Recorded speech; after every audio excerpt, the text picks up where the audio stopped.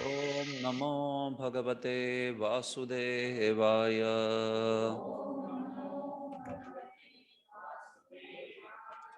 ओम नमो भगवते वासुदेवाय।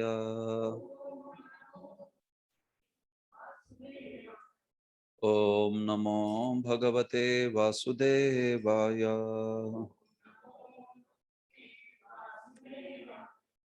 ओम अज्ञानतिमिरान्धस्य ज्ञानाञ्जनशलाकया चक्षुरुन्मिलितं येन तस्मै श्रीगुरवे नमः।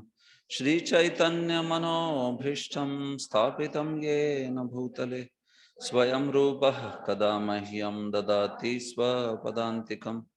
वन्देऽहं श्रीगुरोः श्रीयुतापदकमलं श्रीगुरून् वैष्णवांश्च श्रीरूपं साग्रजातं सहगणा रघुनाथान्वितं तं सजीवं साद्वैतं सावधूतं परिजनसहितं कृष्णचैतन्यदेवं श्रीराधाकृष्णपदान् सहगणा ललिता श्रीविशाखान्वितांश्च नमो विष्णुपादाय कृष्णप्रेष्ठाय भूतले श्रीमते भक्तिवेदांत स्वामिनिति नामिने।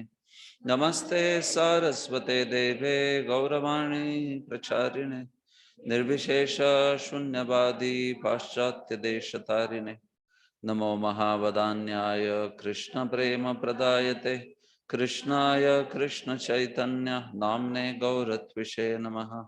हे कृष्ण करुणा सिंधो दीनबंधो जगतपते गोपेश गोपिका कांत राधा कांत नमोस्तुते।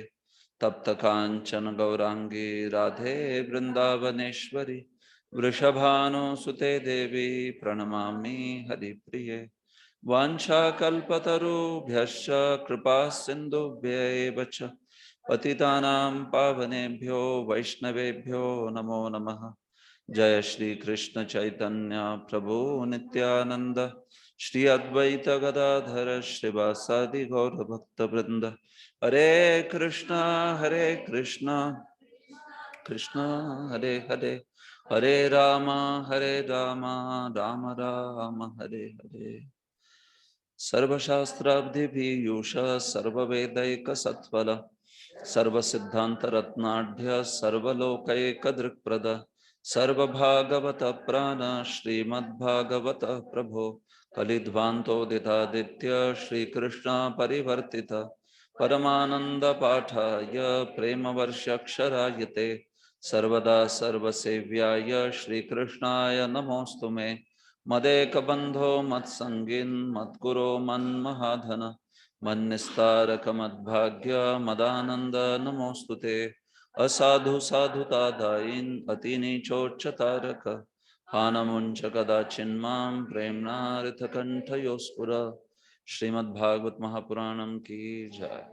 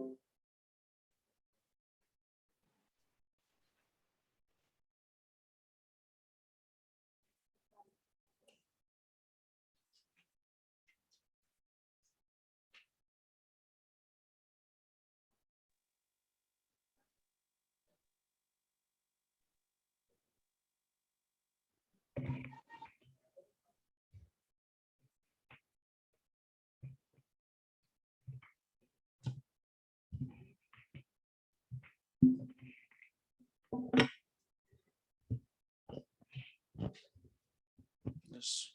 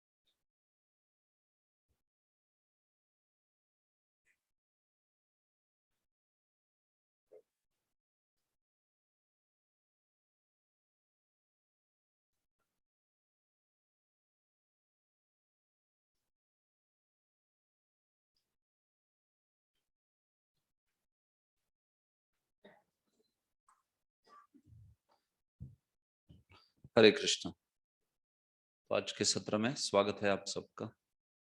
हम लोग हमारी चर्चा आगे बढ़ाते हैं श्रीमद् भागवतम। तो पहले 2 श्लोकों की चर्चा हुई है, प्रथम श्लोक एवं द्वितीय।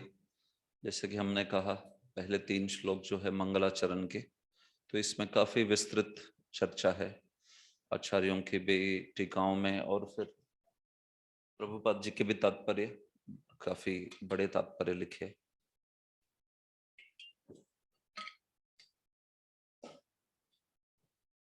तो उसमें प्रथम श्लोक और द्वितीय के बाद आज जो है इस तीसरे श्लोक को, उसकी चर्चा करेंगे। इस श्लोक की। तो प्रथम श्लोक में क्या सीखा हमने, कौन बताना चाहे? क्या विषय वस्तु है प्रथम श्लोक की? माइक।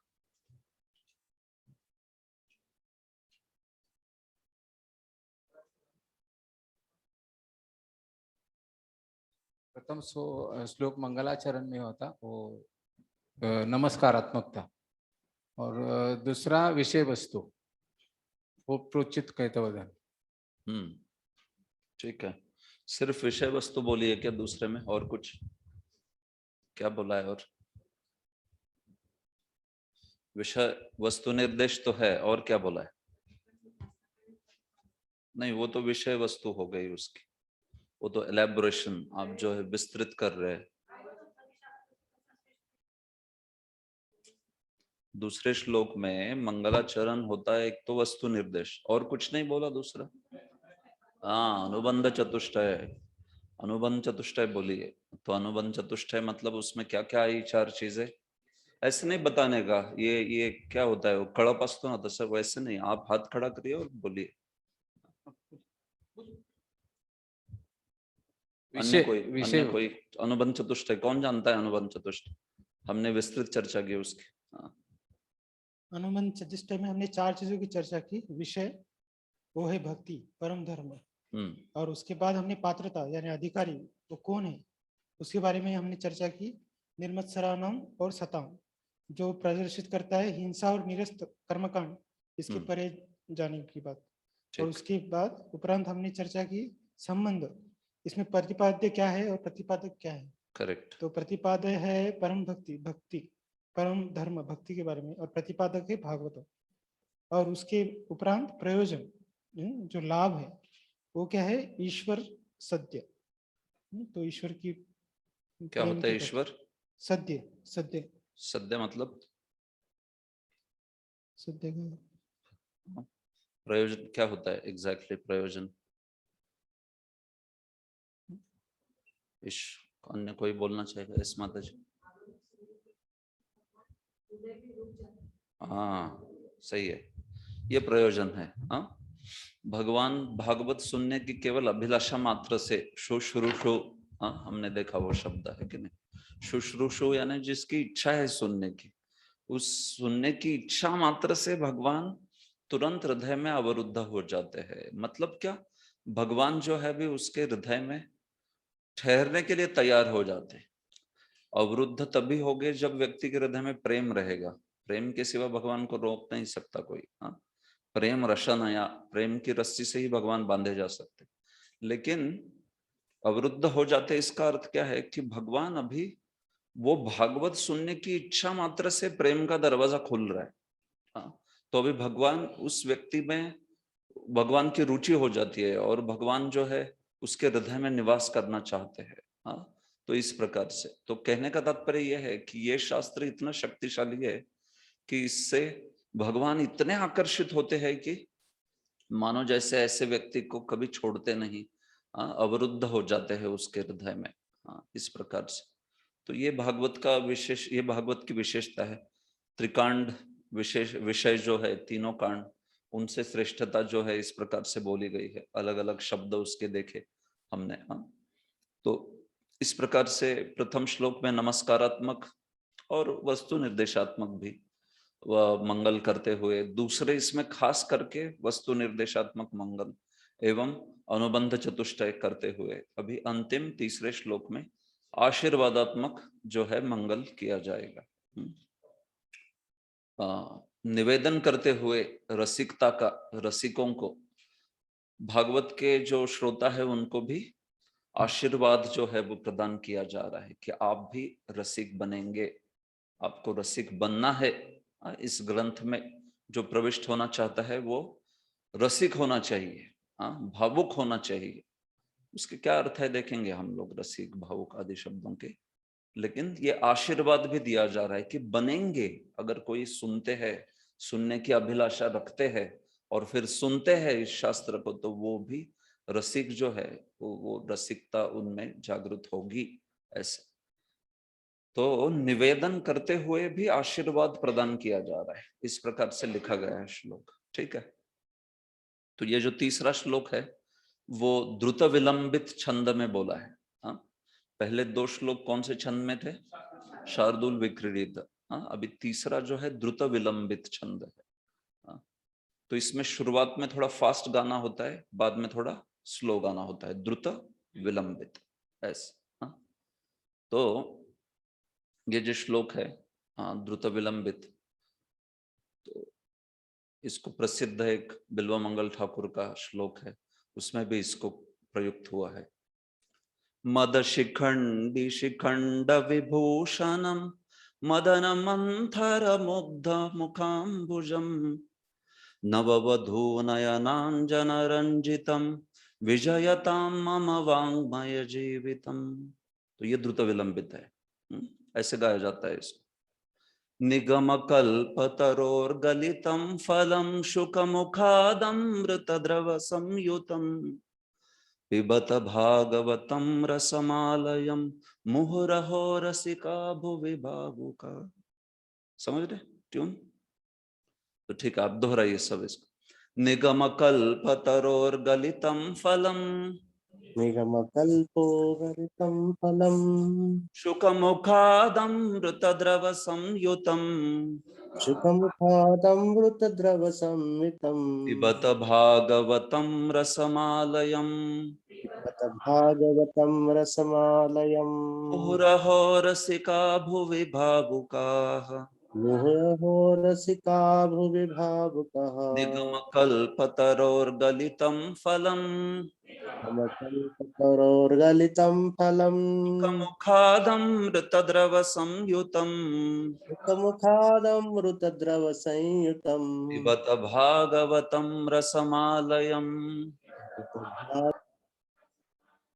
मुहुरहो रसिका भुवि भावुकाः निगमकल्पतरोर्गलितं फलम् निगमकल्पतरोर्गलितं फलं मुखादमृतद्रवसंयुतम् पिबत भागवतं रसमालयम् मुहुरहो रसिका भुवि भावुका। तो इस प्रकार से, ठीक। या फिर इसको और एक प्रकार से भी गाया जाता है। निगमकल्पतरोर्गलितं फलं शुकमुखादमृतद्रवसंयुतं पिबत भागवतं रसमालयम् मुहुरहो रसिका भुवि भावुका। ठीक है, ये भी ट्यून है इसकी। निगम कल्पतरोर्गलितं फलम्, गाइए। शुक मुखादमृत द्रव संयुतम पिबत भागवतम रसमालयम मुहुरहो रसिका भुवि भावुकाः। Beautiful, very nice tunes, right? So Druta Vilambit is very famous chanda, you know. It brings forth, अरे सॉरी अंग्रेजी, ठीक है। तो ये जो बड़ा प्रसिद्ध छंद है, ये भावनाओं का उद्रेक करता है, द्रुत विलंबित, बड़ा सुंदर। हाँ हाँ, तो द्रुत विलंबित जो है, मैं वही बता रहा था कि जो ऐसी प्रार्थना होती है जिसमें थोड़ा भावनात्मक प्रार्थनाएं जो होती है, हाँ, तो ऐसी प्रार्थनाओं में इसको प्रयुक्त करते हैं। थोड़ा इसमें करुणता भी होती है, करुणता का भाव होता है थोड़ा, हाँ, ये जो द्रुत विलंबित है उसमें तो अलग अलग प्रकार से उपयुक्त होता है। हाँ, तो एक चीज इसमें यह है कि हाँ, निश्चित रूप से थोड़ा उसकी ट्यून से भी समझ सकते हैं, थोड़ा भावनिक ट्यून है उसके, हाँ एकदम। तो ठीक है,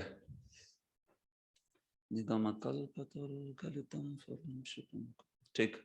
तो हम लोग पहले इसका शब्दार्थ देखते फिर चर्चा करते हैं। निगम वैदिक साहित्य, कल्पतरोः कल्प वृक्ष का गलितम पूर्णता रूप से परिपक्व फलम फल शुक। श्रीमद् भागवत के मूल वक्ता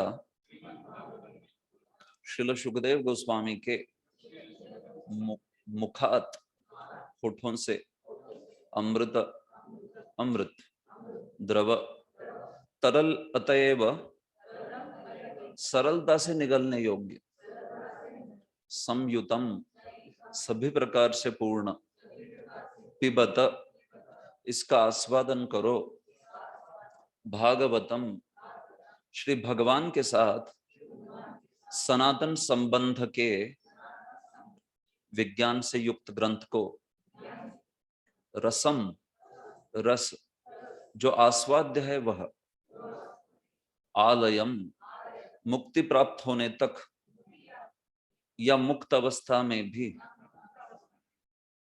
मुहुहु सदैव अहो हे रसिका रस का पूर्ण ज्ञान रखने वाले रसिक जन भुवि पृथ्वी पर भावुकाः पटु तथा विचारवान।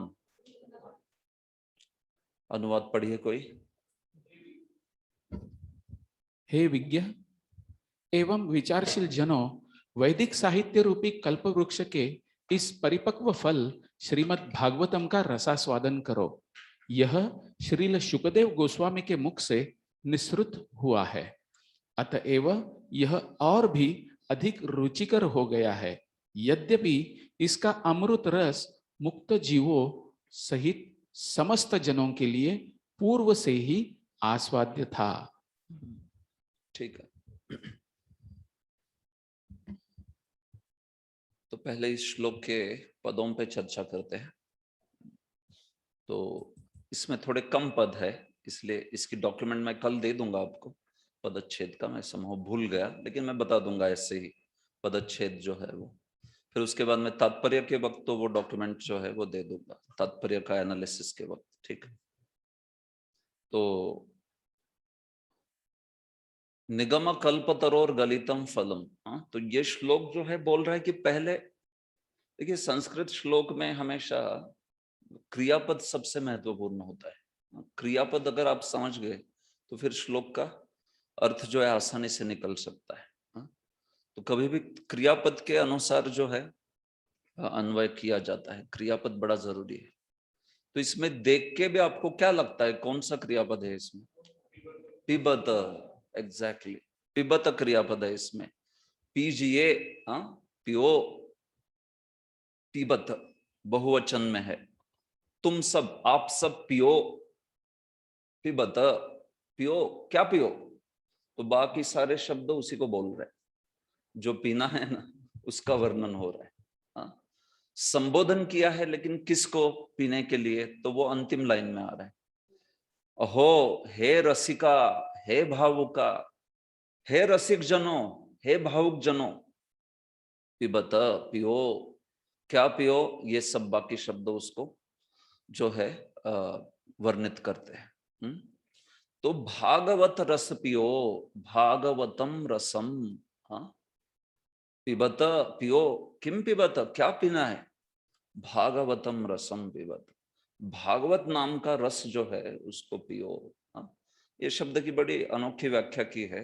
रस भी बोला है उसको, फल भी बोला है। हाँ, या तो आप बोलते हो रस पियो, या तो बोलते हो कि फल खाओ, लेकिन यहां पर बोला है फल पियो, रस पियो भागवत नाम का। हाँ, तो इसकी बड़ी अनोखी व्याख्या श्रील श्रीधर स्वामी ने की है, हम लोग उसकी चर्चा करेंगे, ठीक है। हाँ, तो फलम, फलम पिबत, फल को पियो। अच्छा, फल को कैसे पिएंगे? फल को तो खाया जाता है, ठीक है। रसम पिबत, रस को पियो, क्योंकि ये फल रस है एक्चुअली। ऐसा फल है जिसमें गुठली नहीं है और जिसमें बाहर क्या बोलते हैं, स्किन, स्किन को क्या बोलते हैं, छिलका, छिलका भी नहीं है। हाँ, छिलका नहीं है और साथ ही साथ गुठली नहीं है। त्वक, अष्टि, हाँ, त्वक भी नहीं है और अष्टि भी नहीं है। अष्टि, अष्टि मतलब जो बीज है वो, हाँ, उसको अष्टि यानी अठोड़ी मराठी। हाँ, या तो वो अष्टि नहीं है, त्वक नहीं है, कुछ भी। हाँ, ऐसा फल है कि जिसमें ना तो छिलका है, ना ही उसके अंदर कुछ बीज है। लेकिन तो भी फल है, मतलब ऐसा द्रव रहता था तो गिर जाता था धड़ाम कर, नहीं, ये फल है लेकिन तो भी पी सकते हो। हाँ, ठीक है। तो कैसा फल है? निगम कल्पतरोर गलितम। निगम रूपी कल्पतरु जो है उसका पका हुआ फल है, गलित। हाँ, गलित मतलब गला हुआ, मतलब पक्के वो नीचे आ गया वो।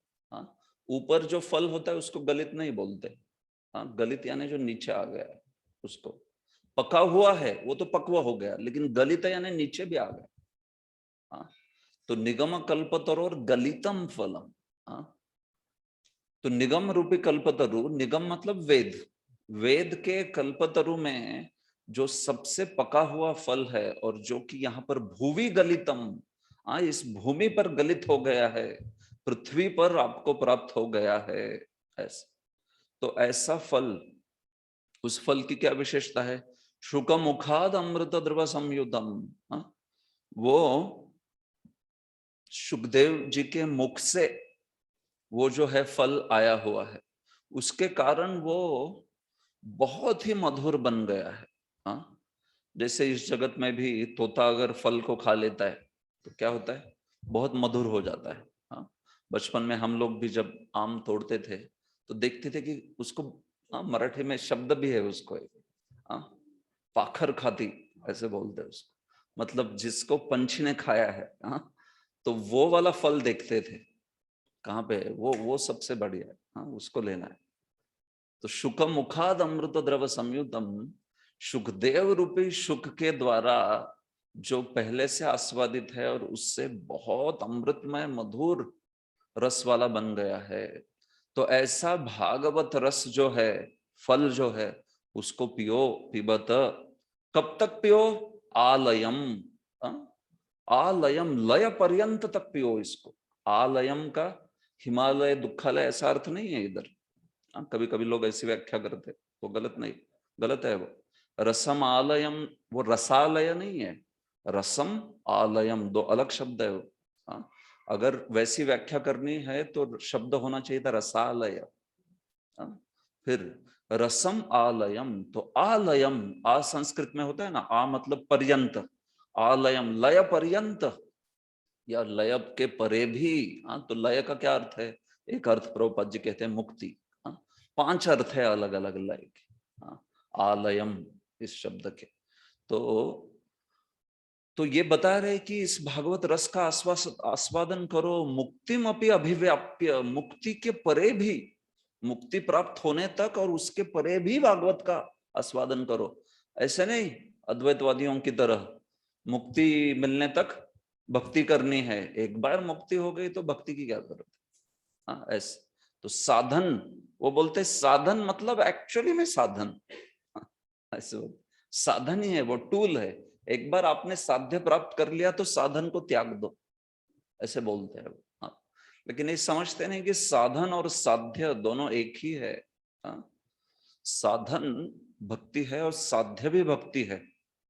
हाँ, तो वो साध्य मुक्ति समझते, साधन भक्ति समझते, इसलिए उनके लिए आलयम बताया जा रहा है। हाँ, मतलब वो समझे इस चीज को कि भक्ति जो है, भागवत का रसपान जो है, वो केवल साधन नहीं है, वो साध्य भी है। हाँ, मुक्ति के परे की जो अवस्था है, हाँ, उसमें भी ये भागवत श्रवण सुधापान करना है। मुहुहु, हाँ, बार बार सदैव सतत इसका पान करो हे रसिक।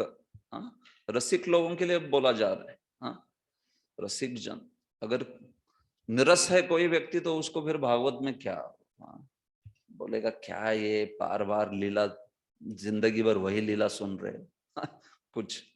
हाँ, जो निरस है वो व्यक्ति जो है वो, हाँ, उसको भागवत में रुचि नहीं, भागवत के शब्दों में रुचि नहीं। हाँ, भुवि भावुका।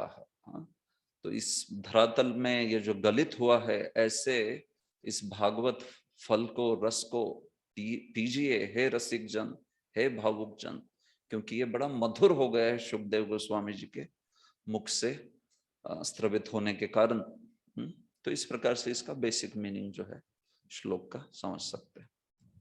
ठीक है, तो इसमें अभी हम लोग थोड़ी चर्चा करेंगे टीका से, और फिर मैं जो है प्रभुपाद जी के तात्पर्य को एकदम परिच्छेद बाय परिच्छेद देखेंगे। हाँ, परिच्छेद, लेकिन उसके पहले मैं टीका से जो है वो आपको बताना चाहूंगा। अच्छा, कुछ श्रीधर स्वामी की टीका से खासकर तो कुछ मुद्दे जो है वो श्रीनाथ विश्वनाथ चक्रवर्ती और जीव गोस्वामी इनसे।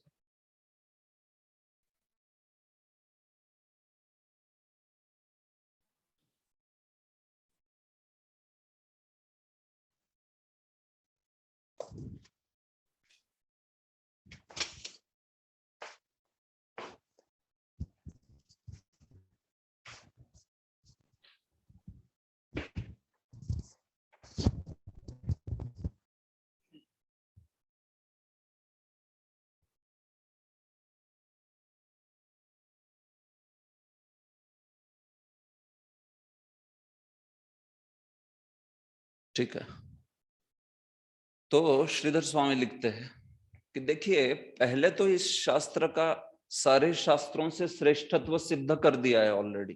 कौन से श्लोक में? सारे शास्त्रों से ये शास्त्र श्रेष्ठ है, ये कौन से श्लोक में सिद्ध हो गया? 2 नंबर वाले श्लोक में, बराबर, धर्म प्रोज्जित। तो वो तो हो गया, सारे शास्त्रों से सर्वशास्त्रेभ्यः श्रेष्ठत्वात्। तो केवल सर्वशास्त्रों से श्रेष्ठत्व नहीं है इसलिए इस शास्त्र को सुनना नहीं है, वो तो है ही है, लेकिन सर्वशास्त्र फल रूपम, ये जो भागवत है वो तो सारे शास्त्र का फल रूप है। सारे शास्त्रों में श्रेष्ठ है बोलना एक चीज हो गई, और दूसरा समस्त शास्त्रों का फल है यही। ये जो है इसको भी वो बोल रहे हैं कि समस्त शास्त्रों का फल है, इसलिए आपको दूसरे कुछ शास्त्रों में, अन्य अन्य शास्त्रों में जो मिल रहा है वो यहाँ पे मिलेगा नहीं, ऐसे मत सोचिए। एक पेड़ होता है, उस पेड़ में सबसे महत्वपूर्ण चीज क्या है?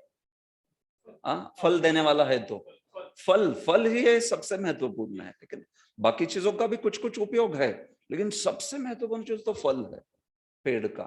तो वैसे वो बोलते हैं कि सारे शास्त्रों से श्रेष्ठत्व तो ठीक है, लेकिन पूरे समूचे वेद रूपी कल्पतरु का सबसे महत्वपूर्ण चीज होती है फल, और वो फल ये ग्रंथ है।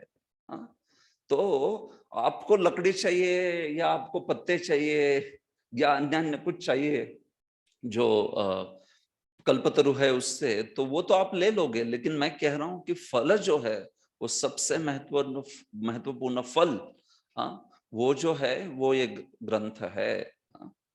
विश्वनाथ चक्रवर्ती ठाकुर तो कहते हैं कि ये जो उच्चतम शाखा का मधुरतम फल है Bhagavat, it's the sweetest fruit from the tallest branch. जो वेद रूपी कल्पतरु है उसकी उच्चतम शाखा का मधुरतम फल है ये। तो हम लोग अन्य फल जो है या फिर नीचे वाली शाखा के फल है अन्य अन्य, तो उसमें रुचि नहीं रखते, एकदम मधुरतम और एकदम उच्चतम शाखा का। तो वैसी बात है ये जो है बहुत विशेष भागवत जो है उपलब्धि, सारे ही शास्त्रों से श्रेष्ठ तो है ही है, लेकिन सारे शास्त्रों का सार है, सारे शास्त्र का फल है। जैसे कोई समस्त कल्पतरु या कोई पेड़ का सार जो है वो क्या हुआ, वो फल हुआ, वैसे ही। तो इसलिए परम आदरेण सेव्यम, इसको परम आदरता से आपने सेवन करना चाहिए, इसको स्वीकारना चाहिए, सुनना चाहिए, इस प्रकार से कहते हैं। तो निगम शब्द की व्याख्या क्या की, देखिए, निगमो वेद, निगम मतलब क्या, वेद, वेद, निगमो मतलब अर्थ सिंपल है, वेद। नितराम गम्यते अनेन इति निगमः, नितराम गम्यते, जिस शास्त्र के द्वारा व्यक्ति परमार्थ पद को एकदम सम्यक रूप से चला जाता है उसको निगम कहते हैं। नितराम गम्यते अनेन, यहाँ पे नहीं है, वो दूसरे आचार्य व्याख्या करते हैं वो निगम की। तो निगम जो है उसके द्वारा हम लोग देख सकते हैं कि कैसे परमार्थ पद की प्राप्ति होने के लिए वो सर्वोत्कृष्ट प्रमाण है, इसलिए उसको निगमा कहा गया है। तो वो निगम ही कल्पतरु है। तो कल्पतरु से फल मिलते हैं, हमें अलग अलग चीजें मिलती है, कुछ भी मिलता है। तो वेदों को क्यों कल्पतरु कहा जा रहा है, क्या कारण हो सकता है वेदों को कल्पतरु, महत्सेवा प्रभु? क्योंकि उससे हर चीज प्राप्त हो सकता है जो भी चाहिए, जैसे कर्म कांड करके वो सब कुछ ले लेते हैं, ज्ञान कांड करके मोक्ष ले लेते हैं, या उपासना कांड। एकदम सही है। हाँ, तो जो चार पुरुषार्थ है ना वो फल माने गए हैं। हाँ, तो वेदों से चारों ही पुरुषार्थ प्राप्त किए जा सकते हैं। हाँ, देखिए, सर्व पुरुषार्थ उपायत्वात् कहा है, सारे पुरुषार्थ वेदों से प्राप्त कर सकते हो, धर्म अर्थ काम एवं मोक्ष। उस काम के अंतर्गत फिर बाकी सारी चीजें आएगी। कोई कहेगा बीमार है तो व्यक्ति को ठीक होना है, तो वो काम में आ गया सब कुछ। काम मतलब केवल इंद्रिय भोग नहीं, सब कुछ आ गए, सारी इच्छाओं की पूर्ति वो जो है काम में आ गई। अर्थ, किसी को धन वगैरह चाहिए तो वो जो है अर्थ। धर्म, धर्म मतलब जैसे व्यक्ति को पुण्य चाहिए, धार्मिक जीवन जी के, तो सारा वेदों में लिखा गया है कैसे प्राप्त करना है, इसलिए वेदों को कल्पतरु कहा है। तो लिटरली पहले तो कर्मकांड के जब विधि आदि पिछले वैदिक काल में होते थे तो सारी चीजें वेदों के माध्यम से लोग प्राप्त करते थे। आपको स्वास्थ्य पाना है, किसी को संतति चाहिए, किसी को धन चाहिए, किसी को अन्य अन्य जो भी चीजें चाहिए ना, वो सारे वेदों के माध्यम से प्राप्त कर देते। तो वहां पे तो वो कल्पतरुत्व दिखता था, प्रत्यक्ष रूप से दिखता था एकदम, कि वो कर्मकांड विधि होगा, अगर वो सही यज्ञ हुआ तो तुरंत उसको फल प्राप्त होगा उसका। तो इस प्रकार से, तो इसलिए उसको कल्पतरुत्व बोला। अभी आज की घड़ी में हम लोग जानते हैं, जीव गोस्वामी बोलते 5% केवल वेद ही बच गया। 100 में से 5% बचा, उसको लेके क्या कर्मकांड करेगा और क्या सिद्धि प्राप्त करेगा। और वो भी फिर बाकी भी चीजें सब है कि नहीं, उच्चारण नहीं कर सकते, ब्राह्मण लोग भी बोल नहीं सकते मंत्र, वैसी शुद्धता नहीं है, यजमान में भी शुद्धता नहीं है, वैसे कुछ। तो इसलिए ये जो कल्पतरुत्व है वेदों का, हालांकि वो सत्य है, प्रत्यक्ष रूप से हो सकता है इस कलयुग में जो है आपको दिखाई ना पड़े, लेकिन क्या है, ये शास्त्र में बताया है कि कैसे सर्व पुरुषार्थ उपायत्वात्, सारे पुरुषार्थ जो है उसको प्राप्त करा सकता है वेद। लेकिन ये चार पुरुषार्थ उसके कुछ प्रकार के साधारण फल हुए। सबसे बढ़िया फल क्या है इसका, वो है भागवतम नाम, या जिसको हम लोग प्रेम पुरुषार्थ बोलते हैं, भगवान के प्रति प्रेम। तो जो फल खाके, जिस फल के द्वारा वो प्रेम पुरुषार्थ प्राप्त होता है, वो फल है ये भागवत। इसलिए ये सर्वश्रेष्ठ फल है, मधुरतम फल है ऐसे एकदम। तो ये फल तो वैकुंठगतम, ये तो वैकुंठ का फल है। जैसे हम लोग संकीर्तन के बारे में भी कहते हैं ना, क्या है, गोलोक प्रेम धन हरि नाम संकीर्तन, वैसे ही ये जो भगवान की महिमा है, भगवान का गुणगान है, ये तो वैकुंठ का फल है। नारदेना आनीय मह्यम दत्तम, व्यासदेव बोल रहे, ये तो नारद मुनि ने लाके मुझे दे दिया। हाँ, ये तो है वैकुंठ का फल, इसलिए भुवि बोला गया है, भुवि गलितम। हाँ, मतलब एक्चुअली वो मिलना चाहिए वैकुंठ के लोगों को ही, लेकिन तुमको मिल रहा है भुवि गलितम, इसलिए तू पी इसको। ऐसे बोल रहे, भुवि गलितम। तो वैकुंठ गतम नारदेना आनीय मह्यम दत्यम, नारद मुनि ने इस फल को लाया और मुझे प्रदान किया। कैसे? उनके उपदेश के द्वारा। उनके उपदेश के द्वारा, और समाधिना अनुस्मर विचेष्टितम, पंचम स्कंद में बोलते हैं वो, है कि नहीं? समाधिना अनुस्मर विचेष्टितम, भगवान के चेष्टाएं, उनकी लीलाओं को आप समाधि में बैठ के देखिए और उसको आप वर्णित कीजिए। और फिर मया च शुकस्य मुखे निहितम। तो जैसे कोई प्रेमी पिता होता है, अगर सबसे बढ़िया फल लेके आया तो किसको देना चाहता है? अपने पुत्र को देना चाहता है। छोटे बच्चे को बुलाता है, ये लो। वैसे व्यासदेव कह रहे कि मैंने मेरे प्रिय पुत्र को दे दिया, उसके मुख में दे दिया। मुखे निहितम, देखिए, मया च शुकस्य मुखे निहितम। तो उस शुकदेव को मैंने उसके मुख में जो है ये फल दे दिया। और तच्च तन मुखात भुवि गलितम, और उनसे इस भूमि पर ये गलित हुआ है। कैसे गलित हुआ है? शिष्य प्रशिष्य आदि रूप पल्लव परंपराया। तो वो जो शुकदेव ने है, वो परीक्षित ने बोला, हम लोग थे क्या वहां पर? नहीं थे, लेकिन हमको प्राप्त हुआ। कैसे? शिष्य प्रशिष्य। तो शिष्य प्रशिष्य आदि रूप पल्लव। पल्लव मतलब क्या होता है? पल्लव यानी आप कह सकते हो जैसे कोई टहनी है। तो पेड़ के ऊपर वैकुंठ में फल था, वो पहले नारद रूपी शाखा पे आया, नारद रूपी शाखा से शुकदेव रूपी शाखा, फिर उस शाखा से उनके शिष्य, ऐसे करते हुए शिष्य प्रशिष्य आदि शाखाओं से आपके पास पहुंचा ये फल जो है। ऐसे बता रहे, क्योंकि सीधा ऊपर से आता था तो क्या होता था? फटाम फूट जाता था ना। ऐसे देखिए, परंपरा से आया, इसलिए शनै ही धीरे धीरे अखंडम एवं अवतीर्णम, फूटा नहीं, वो खंडित नहीं हुआ, जैसे का वैसा आ गया अखंडम। न तो उच्च निपाते न स्फुटितम, ऐसे नहीं कि ऊपर से गिर के स्फोट हो गया उसका। स्फुटितम, सीधा ऊपर से आता था तो क्या होता था? फूट जाता था ना एकदम। जैसे हम लोग भी पत्थर मार के गिराते थे, लेकिन उसको पकड़ा तो ठीक है, नहीं तो नीचे फाट गया काम से। तो ऐसा भागवत का नहीं हुआ है। बोलते न तो उच्च निपाते न स्फुटितम। मतलब इसकी ही प्रभुपाद जी ने परिभाषा की है। देखिए यहाँ पर तात्पर्य में बहुत सुंदर परिभाषा की है प्रभुपाद जी ने। इसलिए परंपरा से ये ज्ञान जो है ग्रहण करना है। ऐसा नहीं ये रहा भागवत और ये रहा मैं, मुझे आती है संस्कृत, चलो मैं पढ़ूंगा। This is the point actually. ये जो है ना परंपरा के माध्यम से आता है। आप अगर वैसा करोगे ना तो फिर उच्च निपाते न स्फुटितम, वो जो है ऊपर से गिरने वाला है सीधा और फूटने वाला है। ऐसे तो ये अपनी बुद्धि का काम नहीं है। आगे विश्वनाथ चक्रवर्ती अन्य आचार्य ऐसे टीका करते हैं उसकी। क्यों बोला जा रहा है उच्च निपाते न स्फुटितम? क्योंकि अगर तुम प्रयास करोगे, मेरे प्रयोजन, मेरी स्कॉलरशिप, मेरी विद्वत्ता से मैं भागवत को समझूंगा, तो वो फल उधर है, तू इधर है, आने दे नीचे, फाट फूट के खत्म कर। ऐसे तो ये जो है कैसे लेना पड़ेगा? शिष्य प्रशिष्य, ये परंपरा के माध्यम से जो है वो सुना जाता है। तो इस प्रकार से एतच्च भविष्यदपि भूतवद निर्दिष्टम, याद है मैंने ये कब बोला था आपको? एतच्च भविष्यदपि भूतवद निर्दिष्टम। हाँ, किसके लिए बोला था मैंने? हाँ, यहाँ पर जहां वेदव्यास ये जो ग्रंथ लिख रहे हैं, उस ग्रंथ के वक्त सुखदेव गोस्वामी ने बोला है क्या ये ग्रंथ?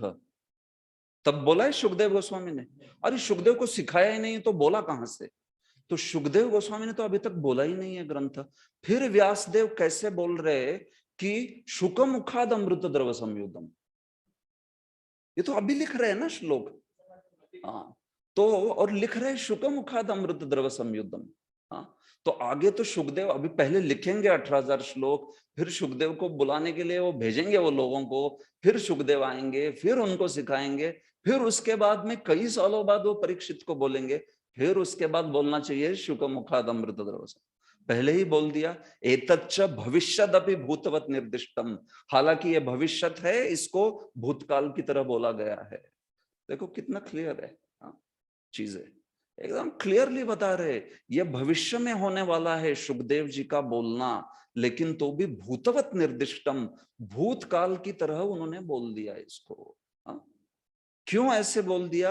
अनागत आख्यानेन एव अस्य शास्त्र से प्रवृत्ते, क्योंकि ये शास्त्र है ना, ये अनागत आख्यान है, ये शास्त्र तो ये नित्य काल का शास्त्र है, ये जो है अनादि है, ये तो हर चतुर्युग में व्यासदेव प्रकट करते हैं ना इसको सुखदेव जी के माध्यम से। तो इसीलिए भले ही कोई कहेगा इस जीवन में तो आगे होने वाला है, लेकिन पिछले चतुर्युग में किसने बोला? सुखदेव गोस्वामी ने बोला कि नहीं बोला?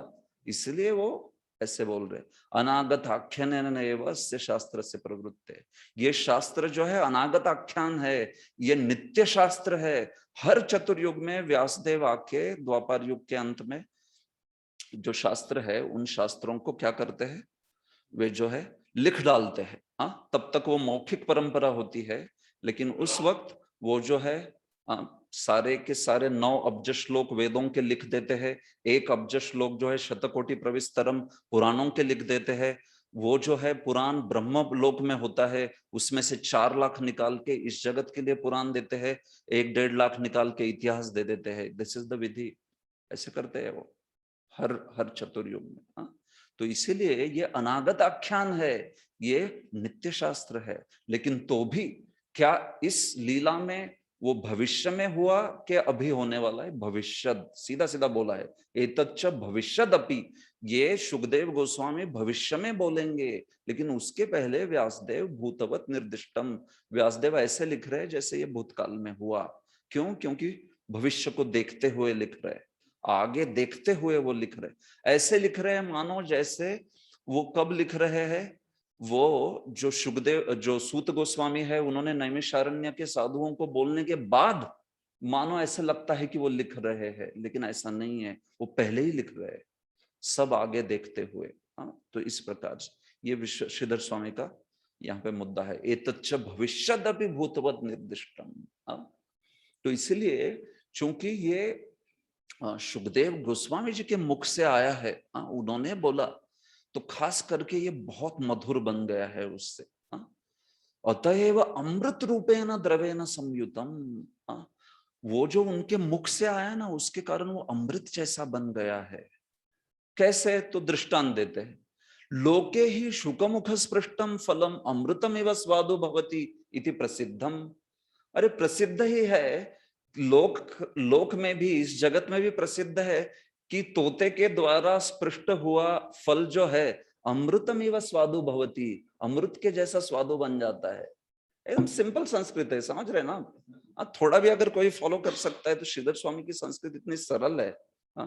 श्रीधर स्वामी जो है ना भावार्थ दे देते हैं। श्रीधर स्वामी की स्टाइल है, कठिन शब्द है उसको एक्सप्लेन करो, 2 श्लोकों के बीच का लिंक दे दो, चलो आगे, बस ज्यादा टीका देके लोगों का दिमाग खराब मत करो। ऐसा श्रीधर स्वामी का है, सिंपल, जो शब्द है वो कठिन शब्द है उसको बस दे देते हैं आगे। ऐसे तो कभी कभार कोई टीकाकार इतना वो मतलब श्लोक जो है वो तो ठीक है, अभी मेरी टीका सुनो, गड़ गड़ गड़ गड़ इतना बोलेंगे वो, जटिल भी कर देते हैं। कुछ टीकाकार कर देते ऐसे। तो यहाँ पर श्रीधर स्वामी की बड़ी शैली अनोखी है। श्रीधर स्वामी क्या करते हैं, कठिन शब्द और उसको बोल देते हैं ये ऐसा अर्थ है, कम से कम शब्दों में, चलो आगे। ऐसे श्री विश्वनाथ चक्रवर्ती की शैली ऐसी है कि विश्वनाथ चक्रवर्ती उन शब्दों को लेके बड़ी अनोखी व्याख्या करते हैं, रस भरी व्याख्या करते हैं पूरी। ये श्रीधर स्वामी की, ये विश्वनाथ चक्रवर्ती की स्टाइल। जीव गोस्वामी भी बड़े कम शब्दों में लिखते हैं, लेकिन जीव गोस्वामी का जहां पे तत्व का कुछ विभ्रम हो जाए ऐसे लगता है वहीं पे बोलेंगे। जहां तत्व वगैरह क्लियर है तो बोल देते स्पष्टम और आगे चले जाते, बोलते स्पष्ट है, इसमें क्या और बोलना है एकदम। तो ये ऐसी अलग अलग शैली से लिखते हैं, ठीक है। एनीवे हाँ, तो जैसे लोक में भी, लौकिक रूप में भी हम लोग देखते हैं कि कैसे इस जगत में जो फल होता है, हाँ, शुक मतलब तोते के द्वारा या अन्य पंछी के द्वारा जब वो चखा जाता है तो बहुत स्वादु बनता है। वैसे ही ये भागवत रूपी फल जो व्यासदेव जी को मिला नारद मुनि से, हाँ, शाखा, तो उसको ये जो मुनि है शुकदेव, उसने चखने की वजह से अमृत जैसा बन गया। अमृतम, अमृत क्या है वो अमृत? ये स्वर्ग का अमृत नहीं है, वो परमानंद। वो अमृत जो है वो क्या है? परमानंद। क्योंकि सुखदेव गोस्वामी जब उसको आस्वादन कर रहे हैं तो भक्ति का परमानंद अनुभव कर रहे हैं, तो जब बोल रहे तो वो परमानंद बाहर आ रहा है, तो उसको अमृत कहा गया है। ठीक है, तो वो जो सुखदेव जी का आनंद है, परमानंद है भगवान को गुणगान करने का, उससे उसको सारे ही चख पा रहे हैं। इसलिए वो रस बोला गया है, वो भगवान से संबंधित आनंद है। वो रसो वही सह, तैत्तिरीय उपनिषद भगवान को क्या बोलते हैं? रस। वो रस ही है, रसो वही सह, सह वो भगवान, वही रस वो रस ही है, ऐसा अर्थ है उसका। रसम ही एवायम लब्ध्वा आनंदी भवती, और इस रस को प्राप्त करके जीव आनंदी बन जाता है। ऐसी तैत्तिरीय की व्याख्या है। भगवान रस है और इस रस को अयम रसम लब्ध्वा, इस रस को प्राप्त कर कर आनंदी भवती, आनंदी बन जाता है। कौन? जीव। जीव जो है वो आनंदी बन जाता है। ऐसे तो इसीलिए हे रसिका, हे रसज्ञा, जो रस का ज्ञान रखने वाले लोग हैं, उसमें भी भावुका। तो भावुका यानी क्या? सेंटिमेंटल नहीं, रस विशेष भावना चतुरा। देखिए, जो रस जो है, उस रस के जो अलग अलग भेद है, उस रस के अलग अलग घटक है, उस रस की विशेषता है, उसको समझने वाले चतुर लोग, उसको भावुक कहा है। भावुक यानी वो जो वाराणसी में चैतन्य महाप्रभु को भावुक बोला, वो वाला भावुक नहीं। वो सब मायावादियों ने बोला कि आप भावुक सन्यासी है करके, भाव में रोते हैं करके। बट इस शब्द का, भावुक शब्द का अर्थ देखिए, भावना। कैसी भावना? रस विशेष भावना चतुर, मतलब जिनको रस समझता है क्या है, स्थायी भाव क्या है, विभाव क्या है, अनुभाव क्या है, व्यभिचारी भाव क्या है। रस शास्त्र पूरा कौन से ग्रंथ में दिया है? रस शास्त्र भक्ति रसामृत सिंधु। 3 विभाग तो रस पर ही है। पहला विभाग केवल भक्ति का है, भक्ति भेद निरूपक। तो हम लोगों को पढ़ना है वो भी सब, नहीं तो हो गया भक्ति शास्त्री में भक्ति रसामृत सिंधु, ऐसा लगेगा।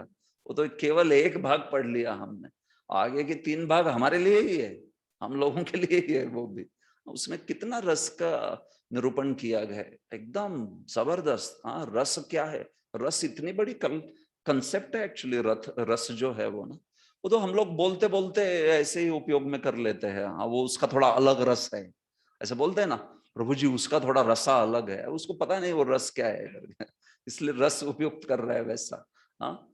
या तो फिर आप उसको कह सकते हो विकृत रस। विकृत रस है वो, प्राकृत रस भी नहीं।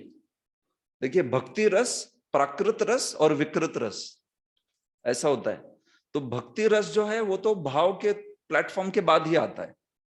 अगर किसी को लग रहा है भक्ति में बहुत रस मिल रहा है प्रभु जी को, तो वो भाव के बाद आता है, ये पहला मुद्दा है। उसमें ठीक है। तो जो अभी मिल रहा है वो थोड़ा एक रस का एक कह सकते हो कि अस्पष्ट रूप है, उसको आभास भी कह सकते हैं थोड़ा सा। तो वो हो गया भक्ति रस, वो तो भाव के स्तर के बाद ही आता है। उसके नीचे होता है प्राकृत रस, जो कि ये सारे उसमें भी ये रस शास्त्र में आते हैं सारे। ये सब द्वितीय रस या फिर श्रृंगार आदि प्रथम रस है ना, ये 5 मुख्य रस, 7 गौण रस। इसमें प्राकृत रस होता है, वो भी बहुत बड़ी चीज है, वो साधारण नहीं है वो एकदम। और उसके नीचे उसका कुछ विकृत रूप जो है वो इस जगत में दिखता है।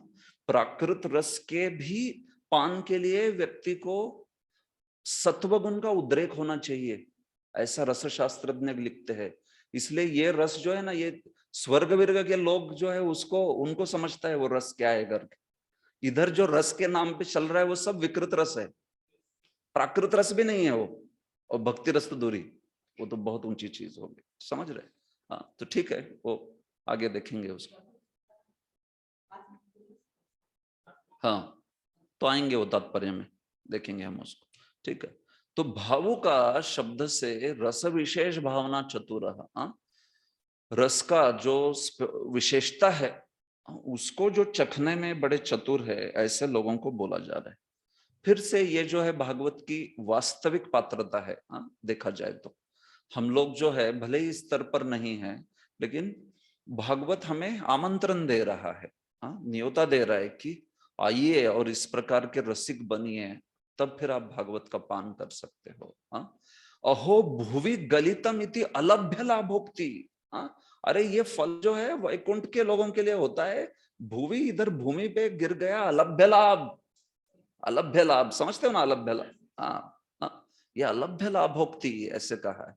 तो इसलिए कौन है इस जगत में कि जो जिसको रस नहीं है उसके पान में, तेरे घर पे तुझे पूरा भूमि पर लाके दे दिया तो भी तो बोल रहा है कि नहीं पीऊंगा, ऐसा भाव है उसमें, भूवि गलितम, इस प्रकार से। इसलिए इदम भागवतम नाम फलम मुहु पिबत, इसको बार बार पियो, बार बार पियो।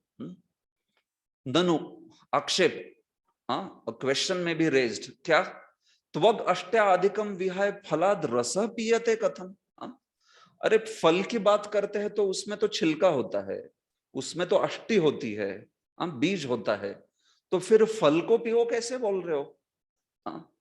और छिलका होता है, आपने देखा फल उठा लिया और पी रहा है, ऐसा होता है क्या? हाँ निकालना पड़ता है ना, निकाल के जूस बनाओ फिर जूस पी सकते हैं। इसलिए तो कैसे फल को ही पीने को कैसे बोला जा रहा है? तो इसलिए बोलते हैं, और एक शब्द प्रयुक्त किया, रसम, सिर्फ फलम नहीं बोला। भागवत जो है वो फल है, लेकिन कैसा फल है? रस है, रस रूपम। एक्चुअली फल ऐसा है कि रसी है वो, मतलब वो लिक्विड तो है, लेकिन तो भी वो जो है वो लिक्विड है, उसमें त्वक नहीं है, मतलब छिलका नहीं है, अष्टि भी नहीं है, लिक्विड भी है, तो इसलिए आप पी सकते हो उसको। तो लिक्विड है तो ऐसा धड़ाम करके गिरता नहीं है क्या? नहीं, फल है वो। तो इस प्रकार से ये अनोखी उपमा दी गई है। मतलब आप ऐसे सोचिए, अभी जगत के इसमें थोड़ा जेली, जेली देखी आपने, जेली कैसे रहती है, तो वैसे टाइप का थोड़ा सा, उसको पी भी सकते हैं, किसी ने अगर उसमें स्ट्रॉ डाला तो ले सकता है उसको, लेकिन तो भी वो रहता है, गिर नहीं जाता है, थोड़ा सा जस्ट उदाहरण के लिए थोड़ा बहुत, तो वो जेली है ये हमारी भागवत जो है वो। या कुछ और अच्छा उदाहरण आपको आता है तो बोलिए।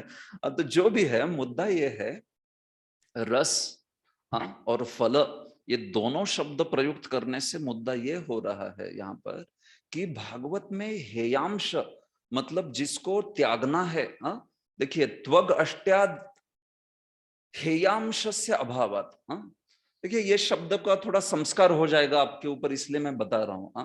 तो अगर किसी को कठिन लग रहा है तो चिंता मत कीजिए, आप जो मुद्दे हैं उसको सिर्फ ध्यान में रखिए। शब्दों को मैं कैसे, ये शब्द जो है चिपक जाते हैं हमारी मेमोरी में अगर हम लोग सुनते हैं इसको, तो इसलिए मैं बता रहा हूँ। तो इसमें त्वक यानी छिलका या अष्टि यानी बीज, ये हेयांश नहीं है। हेयांश मतलब जिसको फेंकना होता है, भागवत में कुछ फेंकने जैसा है ही नहीं, वो कह रहे, इसीलिए रसम, समझ रहे हो ना, इसीलिए रसम। क्यों? क्योंकि फल में छिलका फेंकना पड़ता है, अष्टि फेंकनी पड़ती है, लेकिन इस भागवत में कुछ फेंकना ही नहीं पड़ता, सारा पीने जैसा है इसमें से। तो वेदांत आदि ग्रंथों में क्या होता है, वेदांत आदि ग्रंथों में बहुत कुछ चीजें यूज की रहती है, न्याय की, यहाँ की, वहां की, और उसके अंदर एक मुद्दा परमार्थ का होता है, तो वो परमार्थ का मुद्दा आपको काम का है। तो ये इसको फल तो अगष्ट ही बोला गया है। ऐसे जैसे व्यास तीर्थ भी जब तुलना करते हैं वेदांत की, तो वेदांत के पठन में वेदांत सूत्र 550 सूत्र है सिर्फ, उसको समझते समझते दिमाग खराब हो जाता है, इतना। तो उस वेदांत के पठन को व्यास तीर्थ क्या कहते हैं, नच इक्षुदंड लेहने नैव ज्ञात इक्षु रसो भवेत, नच इक्षुदंडम निष्पीड्य नो इक्षु रसो भवेत। वो बोलते वेदांत को जानना यानी ऐसा है जैसे इक्षुदंड यानी गन्ना, तो गन्ने को क्या करना पड़ता है? तोड़ना पड़ता है, वो निकालना पड़ता है, मुंह में डालना पड़ता है, चबाना पड़ता है, फिर रस निकलता है कुछ, तो भी हेयांश होता है, फेंक दो उसको। हाँ, तो थोड़ा सा रस मिला। हाँ, तो ये वेदांत है। भागवत वैसा गन्ना नहीं है। भागवत क्या है? सीधे सीधे रसम। भागवत जो है, हाँ, पूरा पातव्य है, पूरा पीने जैसा है। इसमें वैसा है ही नहीं प्रयास इतना। तो इसके सारे विषय भगवान के गुणगान के लिए ही लिखे गए हैं। हाँ?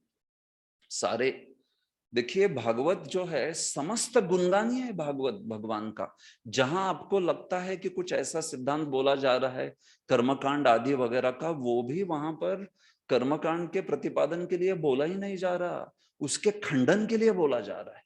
हाँ? जैसे दक्ष गुणगान करते हैं कर्म मार्ग का, लेकिन भागवत ऐसे कॉन्टेक्स्ट में वो लिखा जाता है कि जिससे उस कॉन्टेक्स्ट में भी कर्म का ही खंडन होता है। हाँ? तो इसी को भागवत में द्वितीय स्कंद में वो श्लोक लिखा है क्या, दशमस्य विशुद्ध्यर्थम नवानाम इह लक्षणम वर्णयन्ति महात्मानः श्रुतेन चार्थेन चांजसा। भागवत में श्लोक ना श्लोक दशम स्कंध के आश्रय तत्व का ही गुणगान करता है। हर श्लोक बोला जा रहा है, हर श्लोक आश्रय तत्व का गुणगान करता है। कैसे करता है ये समझना पड़ेगा। श्रुतेन चार्थेन चांजसा, श्रुतेन चार्थेन चांजसा। कभी वो प्रत्यक्ष रूप से करता है, कभी अप्रत्यक्ष रूप से करता है, कभी कथा के माध्यम से करता है, कभी अन्वय से करता है, कभी व्यतिरेक से करता है, लेकिन आश्रय तत्व का ही गुणगान करता है। तो ये बात है भागवत की। इसीलिए फलम, इसीलिए रसम। हेयांश है ही नहीं इसमें, कुछ फेंकने जैसी चीज कोई है ही नहीं। हेय उपादेय, ये दो शब्द शास्त्र में बहुत आते हैं। हेय मतलब फेंकने की चीज, उपादेय मतलब लेने की चीज। तो ये मैं शब्द काफी प्रयुक्त करूंगा, इसको सीखिए आप। हेय मतलब छोड़ने का, उपादेय मतलब लेने का। उपादेय हेय। ओके, तो इसमें हेयांश बिल्कुल नहीं है। इसका अर्थ है कि ये जो है एकदम पूरा पूरा 100% जो है भगवान का गुणगान है। इसलिए कृत्स्नम पीबत। कृत्स्नम मतलब क्या? समूचा, पूरा पूरा। कृत्स्नम मतलब संपूर्ण ही पी जाओ। ऐसे सारा पी जाओ एकदम। उपादेय मतलब स्वीकारने जैसी चीज, हेय मतलब त्यागने की चीज। ऐसे तो इसीलिए इस प्रकार से रस एवं फल जो है ऐसा इसका ये किया है।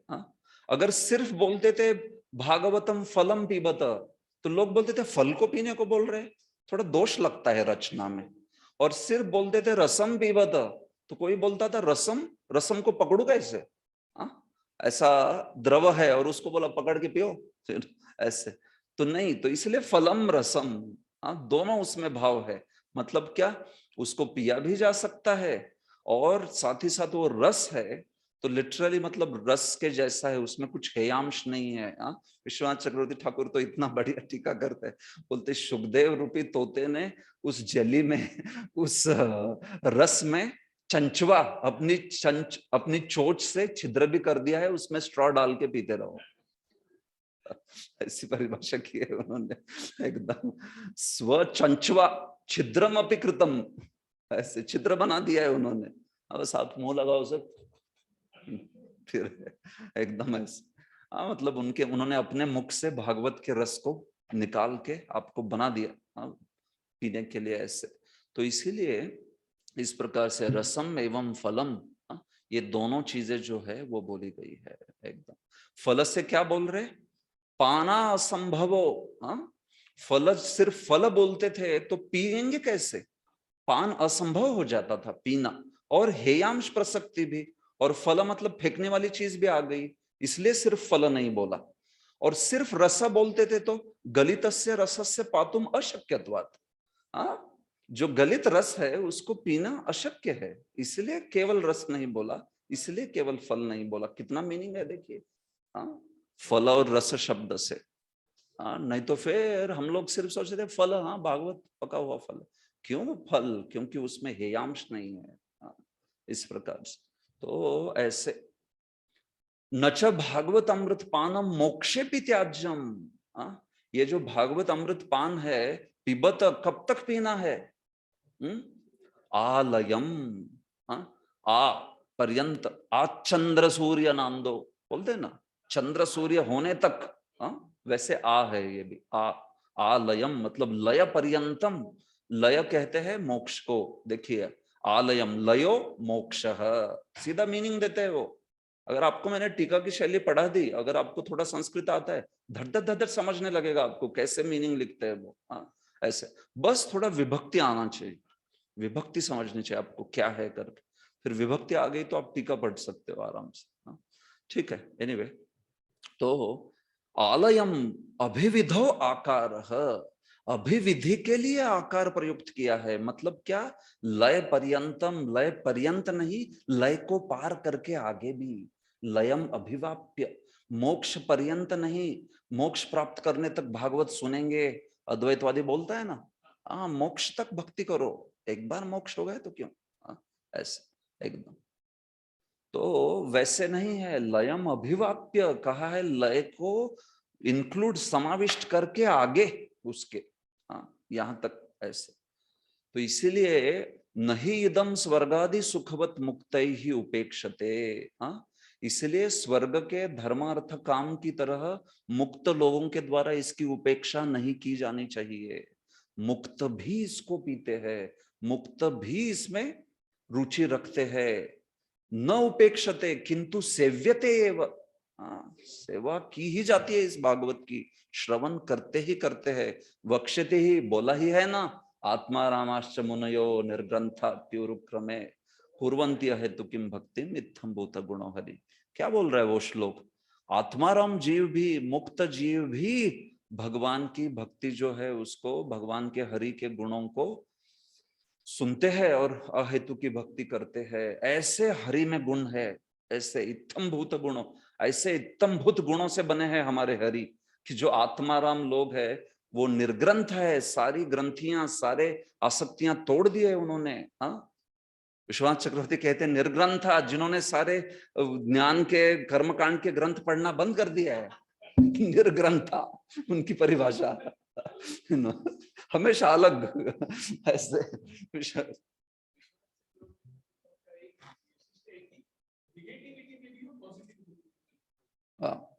यस, तो विश्वनाथ चक्रवर्ती की बहुत विशेषता है कि विश्वनाथ चक्रवर्ती जो सरल अर्थ है वो तो अर्थ स्वीकार करते ही करते हैं, लेकिन उसमें बहुत अनोखा अर्थ निकाल देते हैं एकदम। तो वो जो आप निगेटिव बोल रहे हो उसको पॉजिटिव, उसको सारस्वतार्थ कहते हैं। जैसे भगवान को कोई गाली दे रहा है तो सरस्वती उसको गाली नहीं देने देगी।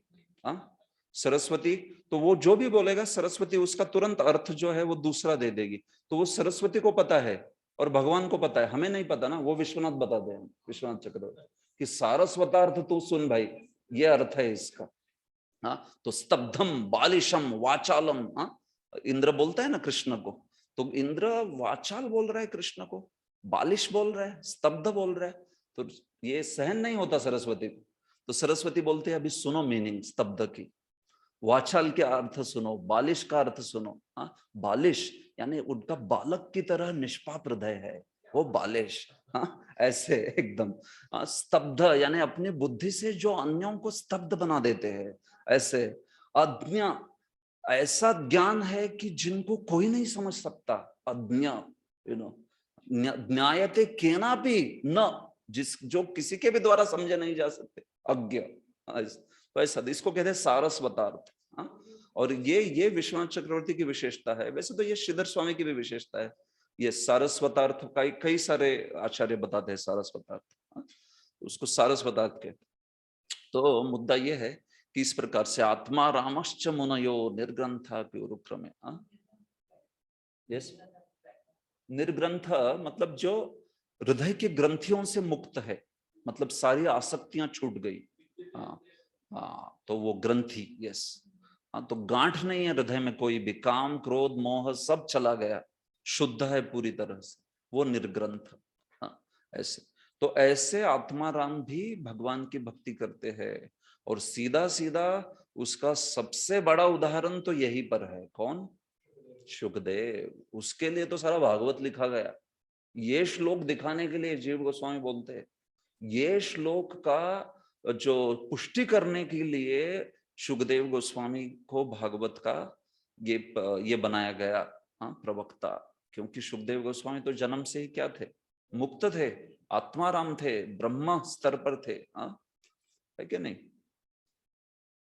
तो ऐसे सुखदेव गोस्वामी जो है नैर्गुण्यस्थो, पूरे निर्गुण समाधि में रहते थे, शरीर को देखते नहीं थे किसी के, केवल आत्मा को दिखता था उनको। क्या स्तर होगा उनका, आगे उनका गुणगान आएगा वो, है कि नहीं।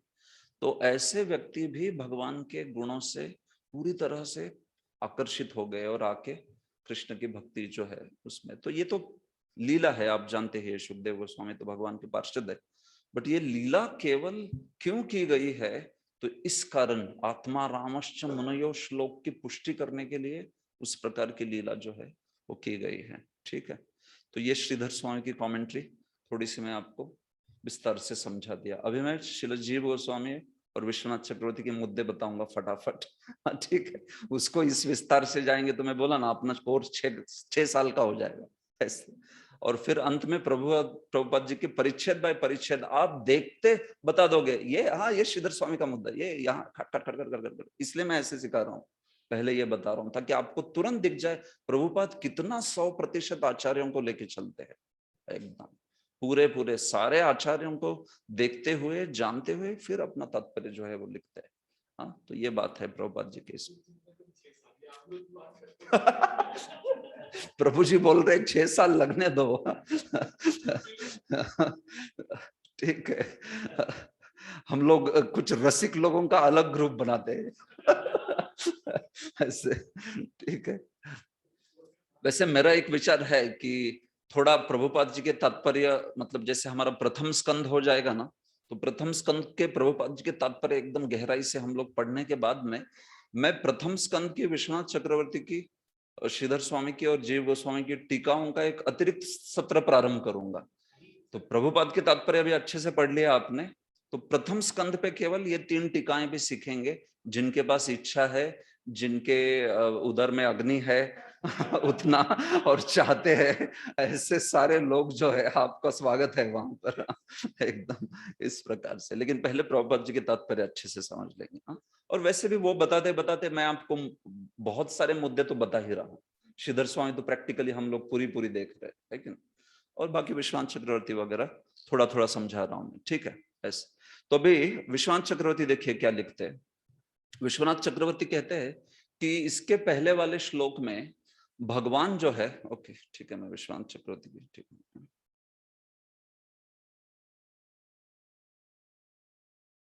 विश्वनाथ चक्रवर्ती, ठीक है। इस शास्त्र में इसके पहले श्लोक में भगवान को अवरुद्ध करने वाला ऐसे प्रभाव का ऐश्वर्य आपने सुना। इसके पहले श्लोक में था ना, भगवान को भी अवरुद्ध कर देता है, भगवान को भी जो आकर्षित कर देता है, ऐसा ऐश्वर्य इस शास्त्र का आपने सुना। इस श्लोक में माधुर्य सुनेंगे। वहां पे ऐश्वर्य सुना, इस श्लोक में माधुर्य सुनेंगे। देखिए ईश्वर अवरोधकत्व आदि प्रभावमयम ऐश्वर्यम उक्त्वा माधुर्यम च आह। ऐश्वर्य बोला गया है, अभी माधुर्य सुनिए। ये श्लोक जो है माधुर्य की बात कर। तो विश्वनाथ चक्रवर्ती देखो, ऐश्वर्य माधुर्य ऐसे एकदम साक्षात भगवान से अभिन्न देख रहे हैं वो भागवत के। तो ठीक है भाई, ऐश्वर्य वाले आप लोग सब खुश हो गए दूसरे श्लोक में, ठीक है, अभी हम माधुर्य भक्ता भी तीसरा सुनो ऐसे ऐसे करके। तो माधुर्यम च आह, इस प्रकार से। तो वो कहते हैं कि जो वेद है, उस वेद के कई सारे फल है। जो भी व्यक्ति वेदों के पास जो भी फल चाहता है वो वेद उसको प्रदान करते हैं, इसलिए उनको कल्पतरु बोला है। लेकिन कल्पतरु मतलब जो चाहता है वो प्रदान करेगा। तो धर्म अर्थ काम मोक्ष आदि और अन्य जो भी छोटे मोटे फल है वो सब कुछ देगा। लेकिन कल्पतरु की व्याख्या ही है कि जो चाहता है वो देता है। तो अगर कोई वेद रूपी कल्पतरु को कृष्ण प्रेम मांगेगा तो देगा कि नहीं? तो वो कौन सा है वो कृष्ण प्रेम देने वाला फल? वो है भागवत, ऐसा बोलते हैं। तो ये है कल्पतरुत्व कि धर्मार्थ काम मोक्ष तो देगा, लेकिन प्रेम क्यों नहीं देगा? प्रेम भी तो निश्चित देगा। हाँ, ऐसे तो विविध पुरुषार्थ रूप फलदायित्व भी, हालांकि सारे पुरुषार्थ रूप फल दे सकता है। सहजिकम तदिदम भागवतम फलम। हाँ, लेकिन जो साहजिक है, जो जो मांग कर सकता है हर व्यक्ति उनसे, वो फल जो है वो भागवत है। अभी देखिए, भागवत इसको बोला है, इसकी परिभाषा करते हैं श्लेष, श्लेषेन। हाँ, श्लेष किसको कहते हैं? डबल मीनिंग को। हाँ, श्लेष ऐसे, जैसे आपने बहुअर्थी भी, द्व्यर्थी भी, बहुअर्थी भी, कई अर्थ भी हो सकते हैं श्लेष। जैसे तो अगर आपने किसी को बोला हे वैशाख नंदन, तो वैशाख नंदन जो है, एक तो उसका अर्थ होता है क्या? गधा अर्थ होता है वैशाख नंदन का, ठीक है। वैशाख नंदन यानी गधा अर्थ होता है, एक तो है वो। लेकिन वैशाख नंदन के और भी अर्थ है, कई सारे अर्थ है वैशाख नंदन के। हाँ, जो वैशाख में आनंद का अनुभव करता है, हाँ, या फिर वैशाख नंदन यानी जो आनंद के लिए लालायित रहता है, उसको भी वैशाख नंदन कहते हैं। तो कई अर्थ हो सकते हैं। तो श्लेष बोलते हैं उसको जहां पे भव्य अर्थ होता है, कई सारे अर्थ होते हैं। जैसे हमारे रूप गोस्वामी ने भी जो पहला श्लोक लिखा है भक्ति रसामृत सिंधु में, क्या पहला श्लोक कैसे प्रारंभ होता है? अखिल रसामृत मूर्ति ही प्रसमर रुचि रुद्ध तारका पाली, कलित श्यामा ललितो राधा प्रयान विधुर जयती। तो इस श्लोक में दो दो अर्थ है उस श्लोक के। कृष्ण अर्थ है उसका और चंद्र अर्थ है। कृष्ण पक्ष, चंद्र पक्ष, ऐसी दो दो व्याख्या है, और दोनों व्याख्या को करते हुए वो श्लोक लिखा है। तो जीव गोस्वामी उसकी व्याख्या करते हुए पहले बोलते हैं कृष्ण पक्ष व्याख्या। कृष्ण पक्ष मतलब विधु शब्द कृष्ण के लिए है, फिर राधा ललिता वगैरह सब किसका? कृष्ण की प्रेमिकाओं को लगेगा। और फिर बोलते चंद्र पक्ष व्याख्या, फिर उसमें चंद्र लगा दिया तो सारे मीनिंग राधा वगैरह, अनुराधा, विशाखा नक्षत्र, राधा नक्षत्र, ऐसे अनुराधा नक्षत्र, ऐसी भी अर्थ है उसमें। हाँ, तो ऐसे दो दो अर्थ है। क्यों ऐसा किया जाता है? ये काव्य का विषय है। काव्य में जब आप प्रारंभ में चंद्र, प्रारंभ में कमल, प्रारंभ में आप चंद्र, कमल, कुमुद, सूर्य, इन चीजों को बोलते हो ना, तो वो मंगल माना गया है, इसलिए वैसी व्याख्या की है। हाँ, तो ये पूरा क्षेत्र है वो काव्य का। ऐसे तो ऐसा श्लोक लिख दिया कि उसमें साइमल्टेनियसली दो दो अर्थ है उसके, और सारा परफेक्ट। ऐसे नहीं कि कोई हेय शब्द है उसमें, ये एक्स्ट्रा हो गया, लेकिन बाकी तो सब ठीक है, कुछ एक्स्ट्रा नहीं, सब परफेक्ट, एक ना एक शब्द, ऐसी व्याख्या है डबल डबल उसकी। हाँ, तो ये बहुत बड़ी मतलब बहुत महान कवि है रूप गोस्वामी। अभी ठीक है, रूप गोस्वामी की इसकी बात करें कवि की तो स्वरूप दामोदर चैतन्य चरितामृत में लिखते हैं, किम कवे है काव्येन किम कांडेन धनुष्मतः परस्य हृदय लग्नम न घूर्णयति यत् शिरः। कवि के वो शब्द क्या और धनुर्धारी का वो बाण क्या जो हृदय में घुस के उसके सिर को ना चकरा दे, बोलते हैं। ऐसा ऐसा स्वरूप दामन, किम काव्येन कवे है तस्य किम कांडेन धनुष्मतः परस्य हृदय लग्नम, दूसरे के हृदय में घुस के लग्नम तत् घूर्णयति यत् शिरः, उसके सिर को घुमा देते। तो ये गुणगान उन्होंने क्यों किया पता है? क्योंकि रूप गोस्वामी के चित्र कवित्व श्लोक देख के। चित्र कवित्व कैसा है वो? एक अक्षर से, दो अक्षर से, तीन अक्षर से एकदम ऐसे श्लोक बनाए। रसासार सुसारोरु रसुरारी ससार सह संसारा सिरसौरा से सूर्य रमसु ससार स, र और स, केवल र और स ऐसे यूज किया है। इससे भी भयंकर है, निनुन्नानो ननो नूनम नानु नोन्ना ननो नुनी नाने नानाम निनुन्ने नम नानो नाना नानो नो ननु। ये श्लोक है, ये दिस इज अ श्लोका, और उसका अर्थ है, बड़ा सुंदर अर्थ है उसका। तो ये रूप गोस्वामी है। इसलिए मैं बोलता हूँ, अरे भाई अपनी ट्रेडिशन को समझो आप। कैसे लोग बैठे इधर एक से एक, इतने महान लोग हैं ये, ऐसे कभी पता नहीं रहता तो फिर दारिद्र्य लगता है अपना ही। इधर उधर घूमते फिर रहा है, कुछ कुछ मिल जाए कहीं से। अरे पहले अपने संप्रदाय का सौंदर्य, उसका जो वैभव है उसको जानना चाहिए। तो ऐसे एकदम श्री रूपो कवि भूपो में सदेयात बुद्धि संपदम। बलदेव विद्याभूषण ने टीका की है चित्र कवित्वानी पर। चित्र कवित्व है ना, वो कितने कठिन है समझने के लिए, तो उसके ऊपर बलदेव विद्याभूषण ने टीका की है। तो उसकी टीका में लिखते हैं, दुष्करानि कवित्वानि यह करोति महाबलः, श्री रूपो कवि भूपो में सदेयात बुद्धि संपदम। बोलते हैं कि इतने दुष्कर कवित्व करते हैं श्रील रूप गोस्वामी। दुष्करानि कवित्वानि यह करोति महाबल, ऐसे महाबली कवि है। दुष्करानि कवित्वानि यह करोति महाबलः सदेयात बुद्धि संपदम। तो वो मुझे बुद्धि संपद थोड़ी दे दे जिससे मैं उनके श्लोकों का अर्थ कर पाऊं। ऐसा लिखते हैं। और ये कौन लिखा है? बलदेव विद्याभूषण, जो कि हमारे संप्रदाय भाष्यकार है, वो गोविंद भाष्य के लाइक दैट। तो एनीवे ठीक, काफी इधर तो मुद्दा ये था कि ये इस प्रकार से। तो श्रील विश्वनाथ चक्रवर्ती क्या लिखते हैं, देखिए, भागवतम लिखा है। तो श्लेषेन भागवत बोलते हुए भगवत स्वामिकम इदम, भागवत जब बोला जा रहा है उसका अर्थ क्या है? मतलब जिसके स्वामी भगवान है वो हुआ भागवतम। तो चूंकि भागवतम के स्वामी भगवान है, वो उनकी अधीनता में है, वो उनके स्वामित्व में है, इसलिए वो डिसाइड करते हैं किसको देना है। This is Bhagavat. भगवान डिसाइड करेंगे किसको देना है वो। तो भागवत भगवान भक्तों को ही देते हैं या फिर भगवान के स्वामित्व में है वो। तेनैव स्वभक्तेभ्यो दत्तम, तो इसलिए वो खुद के भक्तों को देते हैं, वो कर्मी ज्ञानी को नहीं देते। भागवतम जो है, अगर उसको कर्मी ज्ञानी को चाहिए भागवतम तो भक्त बनना पड़ेगा, तभी वो भागवतम का रस स्वादन कर सकता है। इसलिए महाप्रभु को देवानंद पंडित के भागवतम से प्रॉब्लम था, क्योंकि उन्होंने कहा कि भागवत की व्याख्या केवल भक्त कर सकता है। भागवत की व्याख्या जो है वो भगवान ने केवल भक्तों को अधिकार दिया है उसकी करने का। तो इसलिए भले ही आप भागवतम बोलोगे, कुछ भी बोलोगे, आपकी परिभाषा जो है वो कभी भक्ति में, वो भक्ति को छुएगी नहीं, वो छू नहीं पा रही है।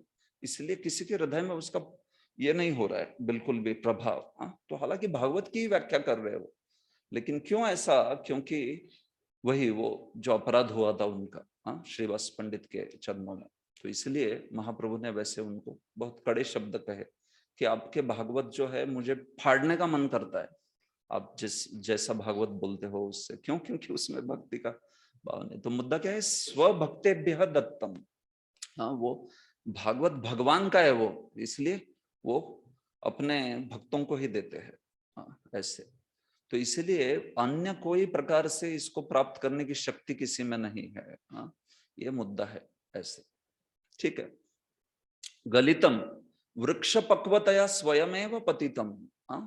तो इतना पक गया है वो कि ऐसे नहीं है कि वो गलित ऊपर ही है करके, इतना पक गया वो, इसीलिए वो जो है एकदम पका हुआ होके निकल गया। तो वो जो निकल गया है उसको सुखदेव गोस्वामी ने लिया और फिर उसको लेते हुए नीचे शिष्य परंपरा के रूप में दिया, इस प्रकार से। तो वो वही मुद्दा कहते हैं उच्च निपात्य ना, ऊपर से पढ़ के वो फूटा नहीं है करके ऐसे। तो इसीलिए जब इसका मुद्दा है तो श्री विश्वनाथ चक्रवर्ती का मीनिंग देखिए। इसीलिए भगवान नारायण से ब्रह्म शाखा में आया, उसके नीचे नारद शाखा में आया, उसके नीचे व्यास शाखा में आया, उसके नीचे सुखदेव गोस्वामी ने चखा उसको, और फिर उसके नीचे आते हुए अमृत द्रव संयुतम। वो तो कहते हैं सुखदेव जी ने तो क्या किया, स्वचंचवा, खुद की चोंच से अमृत निष्क्रमणार्थम द्वारम अपि कृतम, अमृत को बाहर लाने के लिए दरवाजा भी बना दिया उन्होंने। यही बता रहा था मैं आपको, स्ट्रॉ डाल के पियो उसमें ऐसे। तो द्वारम भी बना दिया उन्होंने अपने चोंच से ऐसे, इस प्रकार से। तो ये जो कहने का मुद्दा क्या है, शनै शनै धीरे धीरे ये दिया गया है। गुरु परंपराम विना स्वबुद्धि बलेन आस्वादने भागवतस्य खंडितत्वे पाना शक्ति सूचिता। गुरु परंपरा के बिना खुद के बुद्धि बल पर अगर भागवत कोई आस्वादन करना चाहता है तो फल खंडित हो जाएगा, फूट जाएगा फल। पाना शक्ति, जो पान है उसको पीना है वो अशक्य है, वो संभव नहीं है। तो वही विश्वनाथ चक्रवर्ती का मुद्दा है, देखिए। कितना मुद्दा इंपॉर्टेंट है कि गुरु परंपरा से सुनते हैं हम लोग, सीधा लिखा है ना, स्वबुद्धि बलेन, खुद की बुद्धि बलन से आस्वादन नहीं कर सकते। मुझे संस्कृत आती है, मैं तो क्या समझ सकता है, क्या समझ सकते हैं, कुछ नहीं समझ सकते। संस्कृत में इतने एक एक शब्दों के अर्थ होते हैं, आप क्या अर्थ लगाओगे कौन से शब्द का? इतने सारे अर्थ होते हैं संस्कृत में, नानार्थ। तो उसमें कौन से, इसमें कौन सा अर्थ लगाना है, ये आचार्य ही बता सकते हैं। नहीं तो फिर पूरा हाहाकार हो जाएगा, है कि नहीं? केशवम पतितम दृष्ट्वा पांडवा हर्ष विभोरा रुदंती कौरवा सर्वे हा हा केशव केशव। महाभारत का प्रसिद्ध कूट श्लोक है, आपने सुना है इसको? केशवम पतितम दृष्ट्वा, कृष्ण को, केशव को गिरा हुआ देखकर पांडव सब हर्ष विभोर, बड़े खुश हो गए। कौरवा रुदंती, कौरव सब रोने लगे। हा हा केशव केशव, अरे केशव गिर गए, केशव गिर गए। सुन के लगता है क्या है इसका अर्थ? ऐसे कैसे हो सकता है? इसको कूट श्लोक बोलते। ऐसे महाभारत में 1500 श्लोक है, कूट श्लोक। उसका अर्थ एकदम चकरा देगा वो ऐसे। तो फिर उसको, ऐसे श्लोकों को समझना है तो वो टीका से ही समझा जा सकता है। तो वहां पर वो जो श्लोक है उसमें ऐसा अर्थ नहीं है, उसका अलग अर्थ। केशवम दृष्ट्वा, स्टोरी बताई जा रही है एक। क मतलब पानी, पानी में एक बार एक शव गिर गया। केशवम दृष्ट्वा, केशवम पतितम दृष्ट्वा, पानी में एक शव गिरने के बाद, पानी में शव गिरा देख के पांडवा हर्ष विभोरा, पांडव कहते हैं मछलियों को, मछलियां पांडव कही जाती है। तो इसलिए मछलियां क्या हो गई? खुश हो गई, क्योंकि शव पानी में गिर गया। और उस जो ये था पानी, जो भी तालाब होगा या फिर कूप होगा, उसके तीर पर, किनारे पर एक वृक्ष था। उस वृक्ष पे बहुत सारे कौवे बैठे थे, कौवे बैठे थे। तो शव तो पानी में गिर गया ना, अभी कौवे जाके खा सकते क्या? नहीं, बट ऊपर रहता था तो खा सकते थे। तो इसलिए पानी में गिरा तो रुदंती कौरवा सर्वे, सारे कौवे रोने लगे। हा हा केशव केशव, अरे पानी में गिरा शव, अरे पानी में गिरा, आने पानी। ये अर्थ है उसका। और तो ये ऐसा कूट श्लोक है, ऐसे एक से एक श्लोक है महाभारत में, एकदम कूट, उसका नाम ये चीटिंग श्लोक है वो।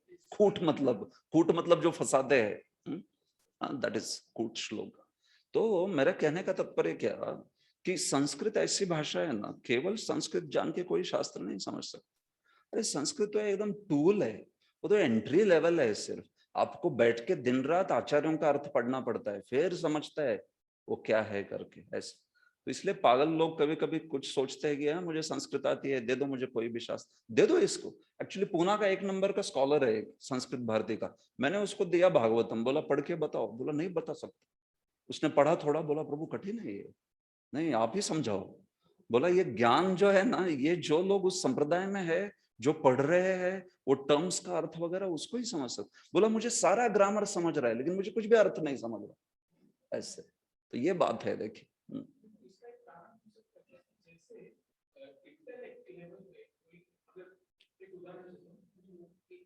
नहीं, मुद्दा बोल दीजिए आप, मैं समझ जाऊंगा आपका मुद्दा। हाँ,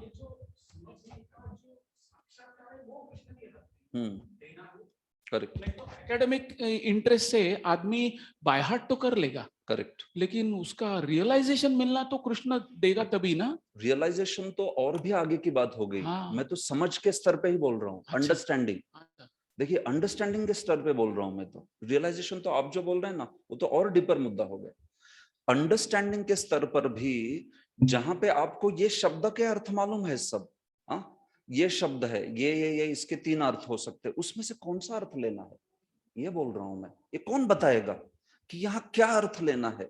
ब्राह्मण शब्द की परिभाषा, ब्राह्मण के सैकड़ों अर्थ है, तो क्या लेना है वहां पर? ब्राह्मण, वहां पे भगवान लेना है, परमात्मा लेना है, कि ब्रह्म यानी जीव लेना है, कि ब्रह्म यानी ब्रह्म ज्योति लेनी है?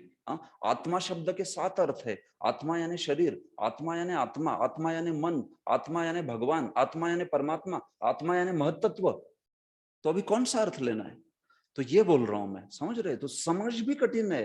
आप रियलाइजेशन बोल रहे हो तो और भी और तो मुश्किल है वो। तो इसीलिए ये जो है ना चीज, मुद्दा यह है कि टूल तो होना चाहिए आपके पास, अगर टूल भी नहीं हो तो उसको तो एंट्री नहीं, फिर वो तो बाहर ही, क्योंकि उसको टूल भी ना मालूम नहीं है तो वो तो मतलब पढ़ने का साहस भी नहीं कर पाएगा। लेकिन मैं बोल रहा हूँ टूल के बाद में भी उसको सीखना पड़ता है। हाँ, आचार्य से जानना पड़ता है, वैष्णव के चरणों में आके सीखना पड़ता है कि इसका अर्थ क्या है, इसका अर्थ क्या है, इसको कैसे समझे, फिर वो जो है वो समझने लगता है। और फिर आप जो बोल रहे हैं साथ ही साथ भक्ति की प्रैक्टिस करनी पड़ती है, फिर वो रियलाइजेशन भी हो कर पाएगा। हाँ, लेकिन यहाँ तक कि समझना भी इतना कठिन होता है, अगर आप सीखे नहीं हो ना। अच्छे अच्छे संस्कृत स्कॉलर को भी भागवतम जो है पूरा नम्र कर देता है एकदम। हाँ, अब पुराण वगैरह बाकी समझ जाते हो, रामायण वगैरह, अब भागवतम तो बहुत कठिन है, समझता नहीं। दृढ़बंध और पदलालित्य याद रखो हमेशा, ये दो भागवत के वैशिष्ट है, दृढ़बंध पदलालित्य, इससे कठिन ज्यादा है ये ऐसे। तो मैं ये सब क्यों बता रहा हूं, तो हम लोगों को ये जानना चाहिए कि भागवत जो है उसको समझना। तो देखिए प्रभुपाद जी की कृपा से तो अंग्रेजी में आ गया, अंग्रेजी में पढ़ के भी लोग समझ रहे हैं, ये तो प्रभुपाद जी की बहुत बड़ी कृपा होगी। लेकिन जहां पे भागवत को मूल ग्रंथ से समझना है, मूल श्लोकों को लेके समझना है, वहां पे फिर ये संस्कृत भाषा आदि का ज्ञान ये जो है अनिवार्य हो जाता है, नहीं तो फिर आप मूल से नहीं समझोगे। हाँ, आप सिद्धांत समझ जाओगे क्या है सिद्धांत करके, लेकिन पूरा उसका शब्द एक एक एक एक और मूल मात्रम का अर्थ अगर करना है आपको, तो फिर थोड़ा इस विषय का भी ज्ञान जरूरी है ऐसे। ठीक है, तो जिनमें भी वो शक्ति है, जिनमें भी वो रुचि है, वो लोग जो है उसको कर सकते हैं। नहीं तो फिर हमें जितना प्राप्त हुआ है उसमें भी हम लोग भागवत का सिद्धांत अच्छे से समझ सकते हैं, जो प्रभुपाद जी ने दिया है वो तो मुद्दा है ही। हाँ, लेकिन जैसे प्रारंभ में भी मैंने कहा 1.1.1 में, अ सीरियस रीडर, अगर कोई गंभीर छात्र है, a serious reader will do well to study the commentaries of previous acharyas in order to better relish the transcendental messages. कौन से तात्पर्य से है ये वाक्य? 1.1.1 पहले श्लोक के पहले तात्पर्य में ही प्रभुपाद जी ने बोल दिया है। ये मुद्दा जो है, नहीं विनित भाव तो दूसरे इसमें आ गया, ये उसके पहले इसमें। जब वोपदेव का बताते, याद है ना, वोपदेव वगैरह भागवत का अधिकृतत्व बताते हैं तो एंड में लिख देते हैं, मैनी स्टॉलवर्ट आचार्य लाइक वल्लभाचार्य जी वो have written extensive commentaries and a serious reader will do well in order to go through all of them in order to better relish the transcendental messages। क्या ऐसे वाक्य हम लोग याद रखते हैं तो जरूरी पढ़ते हो है कि नहीं? नहीं तो फिर क्या ये प्रभु श्रीधर स्वामी ये वो किधर से बोला जा रहा है, ये वैसे प्रश्न। तो मुद्दा ये है, ठीक है। एनीवे चलो हम लोग आगे बढ़ते हैं। तो इस प्रकार से सुखदेव गोस्वामी ने इसकी मधुरता और भी बढ़ा दी, अपनी चंचू से, अपनी चोंच से उसको अमृत पान कराने के लिए द्वारंभ भी किया है ऐसे। फिर आगे वो गुरु परंपरा का मुद्दा हो गया क्लियर ऐसे। तो फिर आके देखिए आगे भी बोलते हैं वो आलयम की परिभाषा करते हैं, ठीक है, लयो मोक्ष। तो आलय की व्याख्या क्या क्या करते हैं देखिए। मोक्ष तो परिभाषा श्रीधर स्वामी ने भी की, मोक्ष पर्यंतम। तो सालोक्य आदि जीवन मुक्तत्व, सालोक्य आदि भी मोक्ष। देखिए अगर कोई ऐसा मानता है कि मुझे सायुज्य मुक्ति चाहिए और उस सायुज्य मुक्ति के लिए मैं भागवत का श्रवण करूंगा, ऐसा रहता है, ऐसा ब्रह्मवादियों का भी ये रहता है कई बार साधन। तो उनको पहले तो श्रीधर स्वामी ने बोल दिया, अरे ऐसा मत सोच सायुज्य प्राप्त करने तक सुनूंगा, आलयम उसके बाद भी सुन तू, उसके बाद भी सुनने के लिए है। तो सायुज्य क्लियर हो गया उधर मोक्ष बने। उसके बाद में सालोक्य आदि ये भी प्राप्त करता है कोई, तो उसके परे तो भगवान के धाम में हो या सालोक्य आदि मुक्ति हो, जीवन मुक्त बन जाता है कोई, तो क्या उसको रुकना है? बिल्कुल नहीं रुकना है। अगर सायुज्य वाले को रुकने को नहीं बोला है तो सालोक्य सार्ष्टि सामीप्य ये तो वैष्णव लोग स्वीकारते हैं वो मोक्ष है ना, तो वो कैसे रोकेगा? बिल्कुल नहीं ना, है कि नहीं? सालोक्य सार्ष्टि सामीप्य और फिर चौथा क्या, सारूप्य, ये चार मोक्ष जो है ये वैष्णव लोग भी स्वीकारते हैं अगर इसमें सेवा है तो। ऐसे श्रील रूप गोस्वामी तो बताते हैं कि गौड़ीय वैष्णव तो इनकी भी चाह नहीं रखते हैं, ये भी नहीं चाहते हैं, क्योंकि इन चार मोक्षों में भी दो टाइप्स होती है। एक होता है सुखा ऐश्वर्य उत्तरा और दूसरा होता है प्रेम सेवोत्तरा। ये दो टाइप्स है, इसको आप भक्ति सामी सिंधु में पढ़ेंगे। 4 मोक्ष की भी जो इच्छा होती है ना, उसमें एक होता है जिसमें मोक्ष की इच्छा प्रोमिनेंट होती है और भगवान के साथ संग करने की भी, संग यानी भगवान के साथ सहवास की भी इच्छा होती है, लेकिन मोक्ष की इच्छा प्रधान होती है। उसको कहते हैं सुख ऐश्वर्य उत्तरा, जिसमें मोक्ष की इच्छा प्रधान है। कौन सा मोक्ष? सायुज्य नहीं, कौन सा? ये 4, ठीक है। और दूसरा एक होता है प्रेम सेवोत्तरा, जिसमें क्या होता है, जिसमें सेवा की इच्छा मेन होती है, लेकिन थोड़ी सी इच्छा मोक्ष की होती है, ठीक है। हाँ, एक मिनट।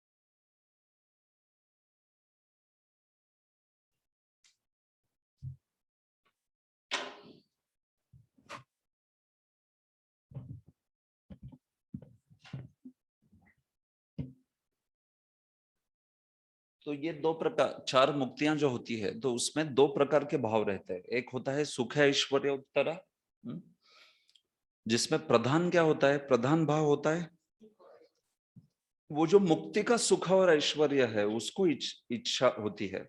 और साथ ही साथ उसको अगर आप बोल दो कि ठीक है सुख ऐश्वर्य मिल जाएगा तेरे को, लेकिन भगवान नहीं मिलेंगे, तो बोलता है नहीं, फिर नहीं चलेगा। हाँ, तो उसको भगवान के साथ ही सुख ऐश्वर्य चाहिए। हाँ, तो ये पहला वाला हो गया। और दूसरा वाला होता है जिसमें उसकी मेन इच्छा होती है भगवान की सेवा करनी है मुझे बस। अच्छा, तो भगवान की सेवा करनी है, तो भगवान के धाम में अगर आप सेवा करने जाएंगे तो आपको सालोक्य मिलेगा, आपको सारूप्य मिलेगा। हाँ, वो भी इच्छा है, बट थोड़ी सी है। हाँ, लेकिन वो इच्छा है, प्रधान इच्छा है सेवा की, भगवान की। लेकिन वो भगवान के साथ वो जो वैभव है, भगवान का ऐश्वर्य है, उसके प्रति भी उसकी छोटी सी इच्छा रहती है। इसीलिए इन दोनों को गौड़ीय वैष्णव के संप्रदाय में नकार दिया गया, ना तो प्रधान ना तो गौण।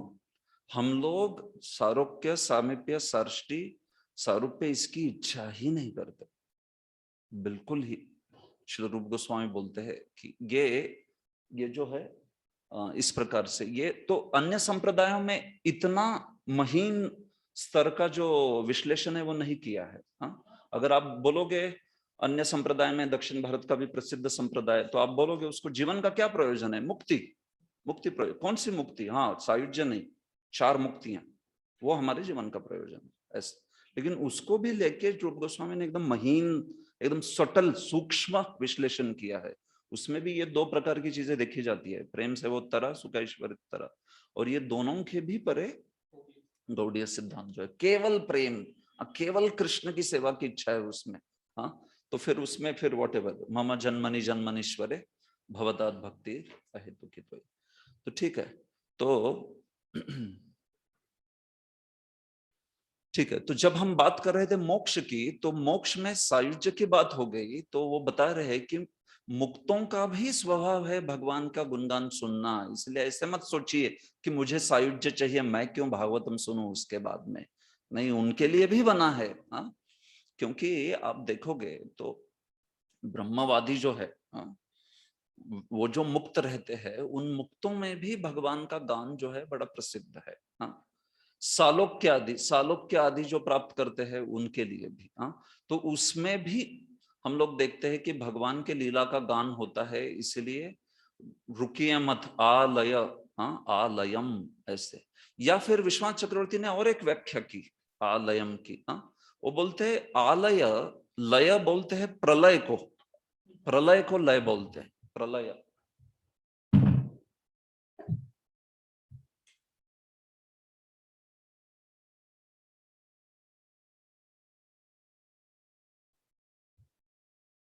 पहला तो बोला हमने मुक्ति, बराबर है। दूसरा सालोक्यादि,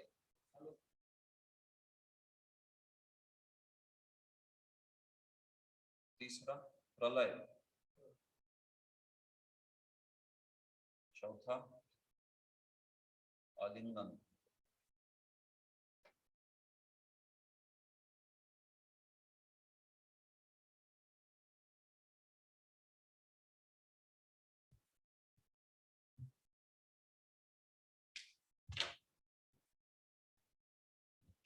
प्रेम। प्रेम देखिए, आलयम लय शब्द के मैंने 5 मीनिंग लिखे हैं इधर। पहला है मुक्ति, जो कि सायुज्य के जैसे मतलब कंसिडर की गई है। उसके बाद में सालोक्य आदि, वो दूसरा अर्थ। तीसरा अर्थ है प्रलय। तो ये प्रलय क्या है? ये प्रलय है ना, अष्ट सात्विक विकारों में अंतिम विकार है, इसको प्रलय। वो प्रलय यानी वो प्रलय नहीं। नहीं तो लोग सोचेंगे प्रलय तक पियो, और प्रलय के बाद में तो वो चला जाएगा किसमें? महाविष्णु में, और उधर तो है सुषुप्ति, उधर क्या सुनेगा वो क्या? तो प्रलय ही अष्ट सात्विक विकार में से अंतिम विकार है प्रलय। जैसे पहला विकार होता है स्तंभ, दूसरा होता है रोमांच, तीसरा होता है स्वर भेद, ऐसे अष्ट विकार है भाव के स्तर पर। अंतिम विकार देखिए प्रलय है। श्रील विश्वनाथ चक्रवर्ती कहते हैं तब तक भागवत सुनो, तब तक भागवत सुनो जब तक प्रलय, मतलब बेसुध नहीं हो जाओगे सुन सुन के भगवान की एक्सटेसी। वो जो अष्ट सात्विक विकार प्रकट होने तक सुनो, और जब गिर जाओ ना, तो वो आपके भाव का जो अष्ट सात्विक विकार हो रहा है उसको प्राप्त करने तक सुनो इस भागवतम को, ऐसे बोल रहे हैं। और फिर आप गिर जाओगे तो फिर सुन नहीं पाओगे। तो बोलते हैं गिर के जब आपको अन्य उठाएंगे, उठने के बाद फिर से सुनो उसको, ऐसे बोलते हैं श्री विश्वनाथ चक्रवर्ती ठाकुर। देखिए एकदम प्रलयमो अष्टम सात्विक विकार। तो इतना है, इतना पियो उसको कि ठीक है। तो कोई गिर जाए अगर, वो अष्टम मतलब प्रलय में क्या हो जाता है? फेंटिंग, मूर्छित हो जाता है। तो मूर्छा में वो तो पिएगा नहीं, फिर उसमें विराम हो गया पीने का। प्रबोधे सती, ठीक है, मूर्छा से बाहर आया तो पुनः पुनः गिरने तक पियो। हाँ, पुनः गिरने तक तुम जो है भागवतम पियो। मतलब कहने का मुद्दा यह है कि वो बोल रहे कि इतना भागवत का श्रवण और इतना पान करिए कि आप जो है भाव भक्ति को प्राप्त कर ले। मतलब इतना वो अखंडित रूप से जो श्रवण करने के लिए कहा जा रहा है। तो उसी प्रकार से श्रील जीव गोस्वामी प्रेम की व्याख्या करते हैं कि प्रेम के स्तर तक भागवत जो है वो प्रेम के स्तर तक सुनो। तो सुनने के लिए कह रहे, प्रेम प्राप्त होने तक सुनो। क्यों? क्योंकि बोलेंगे, और बोल के वो सुनने के लिए बोला जा रहा है, और प्रेम के बाद बोलना नहीं पड़ेगा, वो अपने से सुनेगा। इतना सुनेगा कि बस। तो इसलिए तब तक हम लोग बोल रहे सुनो, मतलब कहा जा रहा है आपको व्यासदेव जी के द्वारा, ए सुन भाई, सुन सुन सुन। कब तक सुनना है? प्रेम तक। अच्छा, फिर उसके बाद छुट्टी नहीं, उसके बाद ऑटोमेटिकली सुनेगा ऐसे, इस प्रकार से। तो मतलब कहने का तात्पर्य है कि भागवतम कभी भी त्याज्य नहीं है। भागवतम जो है अंत तक इसका पान जो है वो करने के लिए कहा जा रहा है। और फिर अंत में विश्वनाथ चक्रवर्ती और एक गूढ़ अर्थ देते हैं, बोलते हैं कि वहां तक भागवत सुनो, वहां तक भागवत सुनो। तत्क्षणात याद है आपको? तत्क्षणात, तत्क्षणात का क्या अर्थ है बोला था मैंने? दूसरा अर्थ। नहीं नहीं, वो तो स्ट्रेट हो गया। तत्क्षणात का दूसरा अर्थ महोत्सव। भगवान के लिए महोत्सव। ततः क्षणात भगवतः महोत्सवात, कृष्ण के लिए वो महोत्सव है। बोलते हैं कि भागवतम सुनते रहो। आपने इच्छा व्यक्त की ना सुनने की, प्रारंभ किया ना, वहां से भागवतम सुनते रहो। महोत्सव कृष्ण ये कर रहे हैं ना, एक दिन इतने एक्सटैटिक होंगे कि आपको लय यानी आलिंगन करेंगे, तब तक सुनो आप इस भागवतम को, ऐसे। तो उनका महोत्सव अंत में आलिंगन में परिवर्तित होने वाला है जीव के लिए। एकदम कि यस, मैं पूरी तरह से प्रसन्न हूं तुम्हारे भागवत श्रवण से। तो आप जो है, आपने भागवत श्रवण जो है वो करके मुझे पूरी तरह से प्रसन्न करके भगवान आलिंगन करेंगे। तब तक सुनो, वो कह रहे ऐसे। नहीं तो फिर महोत्सव जो है वो आपने थोड़ा महोत्सव उनके लिए चालू कर दिया और छोड़ दिया बीच में। तो वो यार क्या महोत्सव खत्म हो गया महोत्सव, इसलिए भागवत सुनना बंद कर दिया, तो महोत्सव क्लोज, हाँ महोत्सव ओवर। तो ऐसे नहीं वो कहते कि हाँ महोत्सव का अंत जो है भगवान के आलिंगन से होने दीजिए, ऐसे। वैसे विश्वनाथ चक्रवर्ती की एकदम एक्सटैटिक टीका जो है वो करते हैं। ठीक है, आगे। ठीक है। रसो वही सह, जो श्रीधर स्वामी ने बोला है, तो वो बोलते हैं कि कभी कभार कोई उपनिषदों के विद्वान बोलते हैं कि ये रस वहां पर जो बोला है, रसो वही सह, ये ब्रह्म के लिए बोला है और भगवान के लिए नहीं है ये, हाँ ब्रह्म की परिभाषा करके। तो विश्वनाथ चक्रवर्ती ठाकुर ने बहुत इसके ऊपर विस्तृत विवेचन किया है कि कैसे रसो वही सह ये जो है ये भगवान के लिए ही बोला गया है, ब्रह्म के लिए नहीं बोला है। वो कहते हैं हाँ भगवान ही ब्रह्म के भी स्रोत है। क्या बोला है गीता में, कौन सा श्लोक? ब्रह्मणो ही प्रतिष्ठा। हाँ मैं ब्रह्म का प्रतिष्ठा हूं, मैं ब्रह्म का आश्रय हूं, मैं उस ब्रह्म का आधार हूं। तो ये उस श्लोक के द्वारा वगैरह रस शब्द की परिभाषा करते हुए बताते हैं कि रस भगवान के लिए ही लागू होता है। हाँ? और फिर उसमें वो प्रसिद्ध श्लोक भी उद्धृत करते हैं, मल्लानाम अश्नि नृणाम नरवरो। हाँ? जब भगवान कंस की मल्लशाला में आए तो भगवान वहां आए तो भगवान को देख के अन्य जो सारे थे उस मल्लशाला में, उन्होंने भगवान को 5 मुख्य रसों में और 7 गौण रसों में देखा। हाँ? तो अखिल रसामृत मूर्ति में इसी श्लोक से प्रारंभ हो रहा है। हाँ, रसामृत मूर्ति। तो आप बोलते हो भगवान ये एकमात्र है श्री कृष्ण जिन्होंने एक जगह पे एक स्थान पर सारे के सारे 12 रस प्रकट किए। सारे, कोई उनको देख के, गोपियां उनको देख के कोई वात्सल्य से देख रही है, और फिर मथुरा की जो स्त्रियां है वो उनको साक्षात कंदर्प मान रही है, माधुर्य से देख रही है। गोप सखा जो है वो उनको सख्य में देख रहे हैं। योगी लोग जो वगैरह है वो उनको एक पूरा योगी लोगों का जो परमम दैवतम करके देख रहे हैं। कितने अलग अलग प्रकार से उस श्लोक की बड़ी परिभाषा है एकदम। अलग अलग रस में हर कोई देखता है। तो एक व्यक्ति, इसको कहते हैं रसामृत मूर्ति ही, अखिल रसामृत मूर्ति ही। ऐसे आपने नरसिंहदेव को देखा क्या सख्य रस में? नरसिंहदेव के पीठ पे कोई जंप मार रहा है ऐसे, क्या हरि बोल ऐसे करके ऐसे, हाँ है क्या नहीं ऐसे। या फिर हम लोग जो भी मतलब अन्य आप देखिए, तो उनमें कुछ रसों का प्राकट्य हो सकता है। यहाँ तक कि वैकुंठ में भी 5 रस नहीं है। Vaikuntha there are no 5 rasas. Vaikuntha जो है उसमें भी अगर आप देखोगे सख्य भी है तो वो आधा सख्य है, गौरव सख्य है, विश्रम्भ सख्य नहीं है। विश्रम्भ मतलब जो व्रज का सख्य है, वो कृष्ण के सिर पे चढ़ेगा, कृष्ण के पीठ पे बैठेगा, उसको दौड़ाएगा इधर उधर। ऐसा कोई वैकुंठ को करने दो, नारायण को, भगवान नारायण को। संभव है क्या? नहीं है संभव वो। ऐसे तो कहने का तात्पर्य क्या है, अखिल रसामृत मूर्ति जो है श्री कृष्ण, सारे रसों में उनके साथ व्यक्ति आदान प्रदान कर सकता है। एक साथ एक जगह समस्त रसों के भंडार प्रकट हो सकते हैं।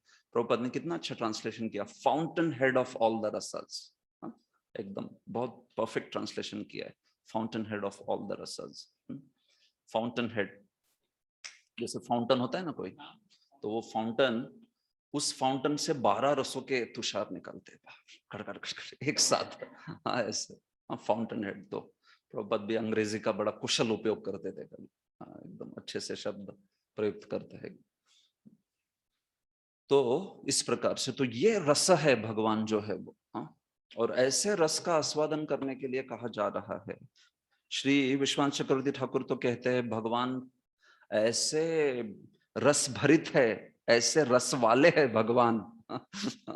इतना रस है उनमें कि वो कहते हैं कि जीव तो छोड़िए, भगवान के भक्त छोड़िए, भगवान के अन्य अवतार भी कृष्ण के दर्शन के लिए लालायित रहते, बोलते हैं रस में भगवान के अन्य अवतार भी उनके दर्शन के लिए लालायित रहते। वो महाविष्णु नहीं क्या, वो बच्चे को उठा के लेके गए थे।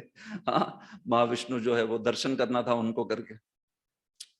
द्वारका में वो ब्राह्मण जो है, वो ब्राह्मण के बच्चे एक के बाद मर रहे थे सब, और अर्जुन उधर बैठा, मैं रक्षा करूंगा करके ऐसे। तो ब्राह्मण बोला देख हाँ तू रक्षा, हाँ तो करूंगा मैं। बोला मेरे होते हुए गांडीवधारी अर्जुन, फिर से मर गया बच्चा। हाँ, सालों साल मर ही रहे थे। तो बोले वो क्या है ये, तू कैसा है तू कैसा अर्जुन है करके। तो अर्जुन ने तो वहां पे शपथ ली थी कि अगर मैं रक्षा नहीं कर पाऊंगा तो मैं खुद को ही मार दूंगा, अगर हाँ मैं अग्नि में प्रवेश कर दूंगा।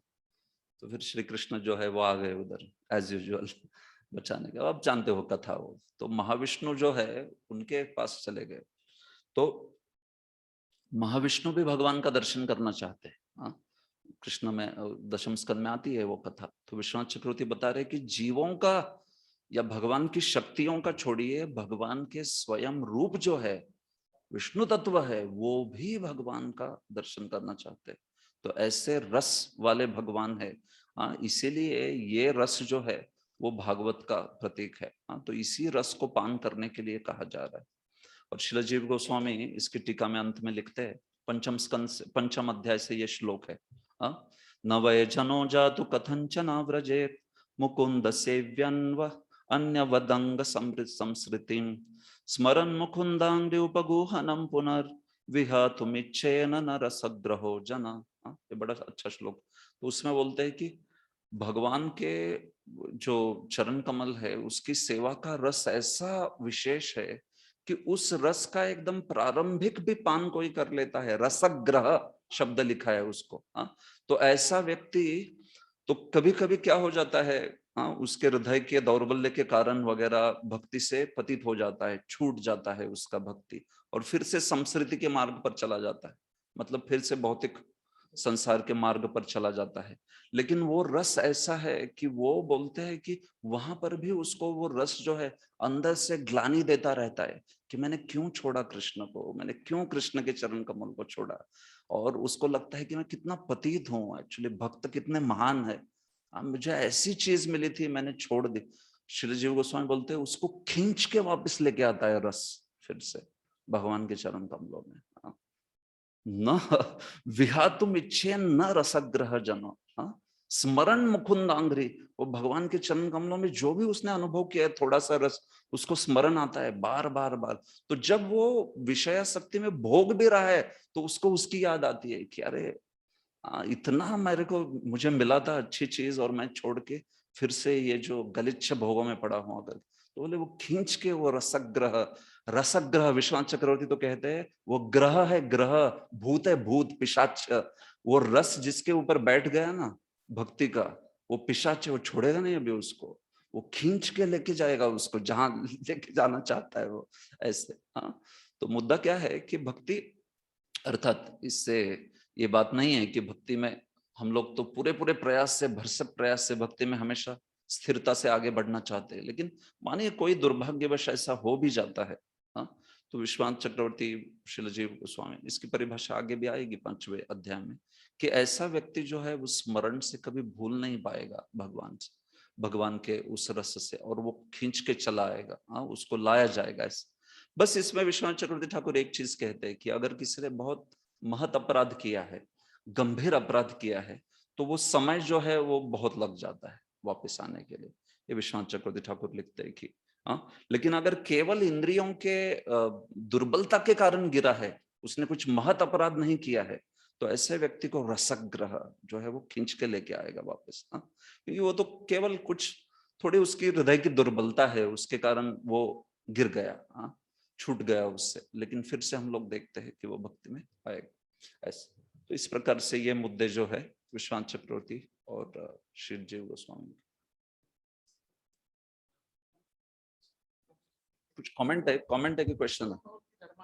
कमेंट है कि क्वेश्चन है? ये नहीं कमेंट है। कमेंट है तो पहले क्वेश्चन लूंगा मैं। प्रभु जी मैं थोड़ा मिस के शायद आप बोल रहे थे कि कुछ लोग उसको ब्रह्म से रस को कनेक्ट करते हैं ना शायद आपने, फिर विश्वनाथ चक्रवर्ती ठाकुर बोलते हैं नहीं भगवान से। करेक्ट करेक्ट, मैं तो बोल रहा था वो जो फेमस है ना सवई क्या है वो, रसोवई सह। तो रसोवई सह तैत्तरीय उपनिषद से है, अगर उसका एपिसोड आप देखोगे तो वहां पे सह क्या है वो सह को वो ब्रह्म लगा देते हैं। एक्चुअली होना तो चाहिए ब्रह्म के लिए तत्, क्योंकि तत् जो है नपुंसक में आता है, सह पुल्लिंग में आता है, लेकिन वो थोड़ा उसको करते हैं मैनेज, और बोलते हैं कि सह जो है वो ब्रह्म है वहां पर, वो जो है पुरुष के लिए मतलब भगवान के लिए नहीं बोला है। तो विश्वनाथ चक्रवर्ती लंबा एनालिसिस देते हैं कि कैसे वो भगवान के लिए बोला है। लेकिन मतलब ब्रह्म में फिर रस वो क्या ढूंढते हैं, मतलब उनको हाँ, क्या? तो वो ब्रह्मानंद की बात करते हैं कि वो ब्रह्मानंद है करके ऐसे। ठीक है, हरे कृष्णा। तो मैं इस प्रकार से इस श्लोक की व्याख्या पूरी हुई। तो मैं कुछ प्रश्न है तो उनको लूंगा। ठीक है, अगले कल के सत्र में मैं प्रभुपाद जी का तात्पर्य पूरा करूंगा सारा। नहीं, मैं जीव गोस्वामी से ज्यादा लिया नहीं, क्योंकि जीव गोस्वामी विश्वनाथ चक्रवर्ती ठाकुर और श्रीधर स्वामी से ज्यादातर मुद्दे बोल दिए, और कुछ मुद्दे हैं जीव गोस्वामी के, लेकिन वो थोड़े कठिन है समझने के लिए, तो मैं ले नहीं रहा उसको। वो बहुत मुझे एक्सप्लेन करना पड़ेगा उसकी टर्मिनोलॉजी। जीव गोस्वामी क्या करते हैं, बहुत कुछ मानते हैं, एज्यूम कर लेते हैं कि उनका जो श्रोता है वो बहुत एनलाइटेंड है, ऐसा उनका रहता है। हाँ, तो वो एकदम ऐसे इतना बोल देते हैं कि हाँ, तो यहाँ पर अमृष्ट विधेयांश जो है उसका उपयोग किया गया है। अभी उसने जिंदगी में सुना नहीं अमृष्ट विधेयांश क्या है। हाँ, तो अमृष्ट क्या है, विधेय क्या है, अंश क्या है, ये सब मुझे बताना पड़ेगा। अमृष्ट विधेयांश, उसको बताने में 15 मिनट लग जाएंगे। हाँ, तो फिर उसके बाद में उनका मुद्दा, तो ऐसा है वो। तो ये जीव गोस्वामी की शैली ही है कि वो आगे वाले को वो बोलते कि देखो मेरे क्लास में बैठना है तो तुम पीएचडी करके आओ पहले से। ऐसे इस प्रकार से। हाँ, तो कभी चलेगा, हम लोग जब टीका पूरा टेक्स्ट बाय टेक्स्ट लेंगे तो मैं कभी बता दूं। अभी तो मेनली जो जो मुद्दे सीधे थे, सहज थे, वो बता दिए मैंने फटाफट। ठीक है, क्या प्रश्न है किसी के? आपका तो हो गया। अन्य कोई पूछना चाहता है कुछ? एक मिनट, जो ऑनलाइन स्टूडेंट्स है उनमें से किसी का प्रश्न है? नहीं हुआ है?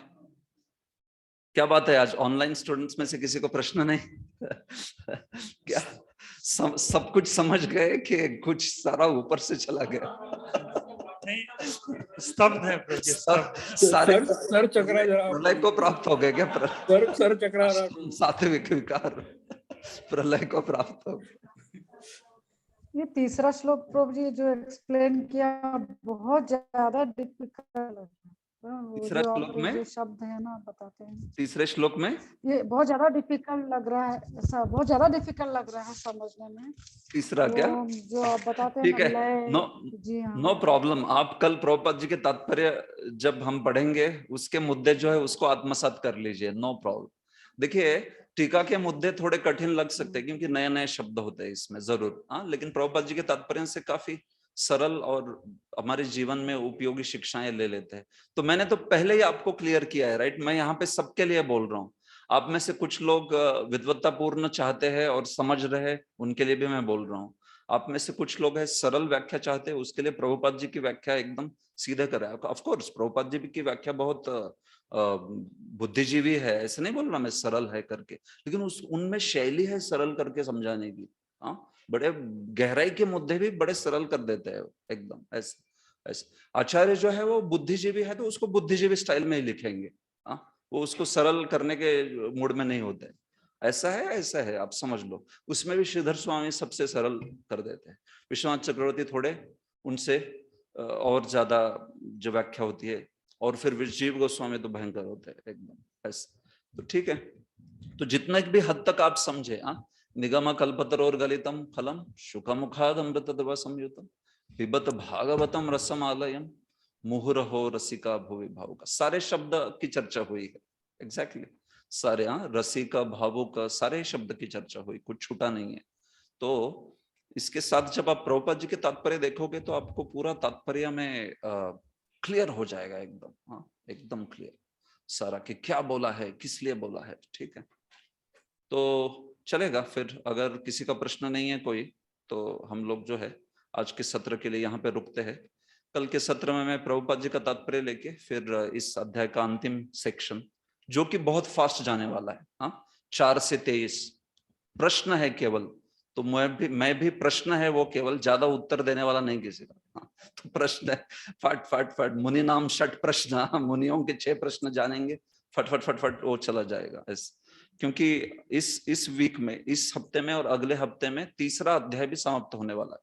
ठीक है, दूसरा खत्म होके तीसरा भी हो जाएगा ऐसे, इस प्रकार का नियोजन है। तो ठीक है, ग्रंथराज श्रीमद् भागवतम की जय। श्रील प्रभुपाद की जय। निताय गौर प्रेमानंदे। जय। हरि हरि बोल। हरे कृष्ण।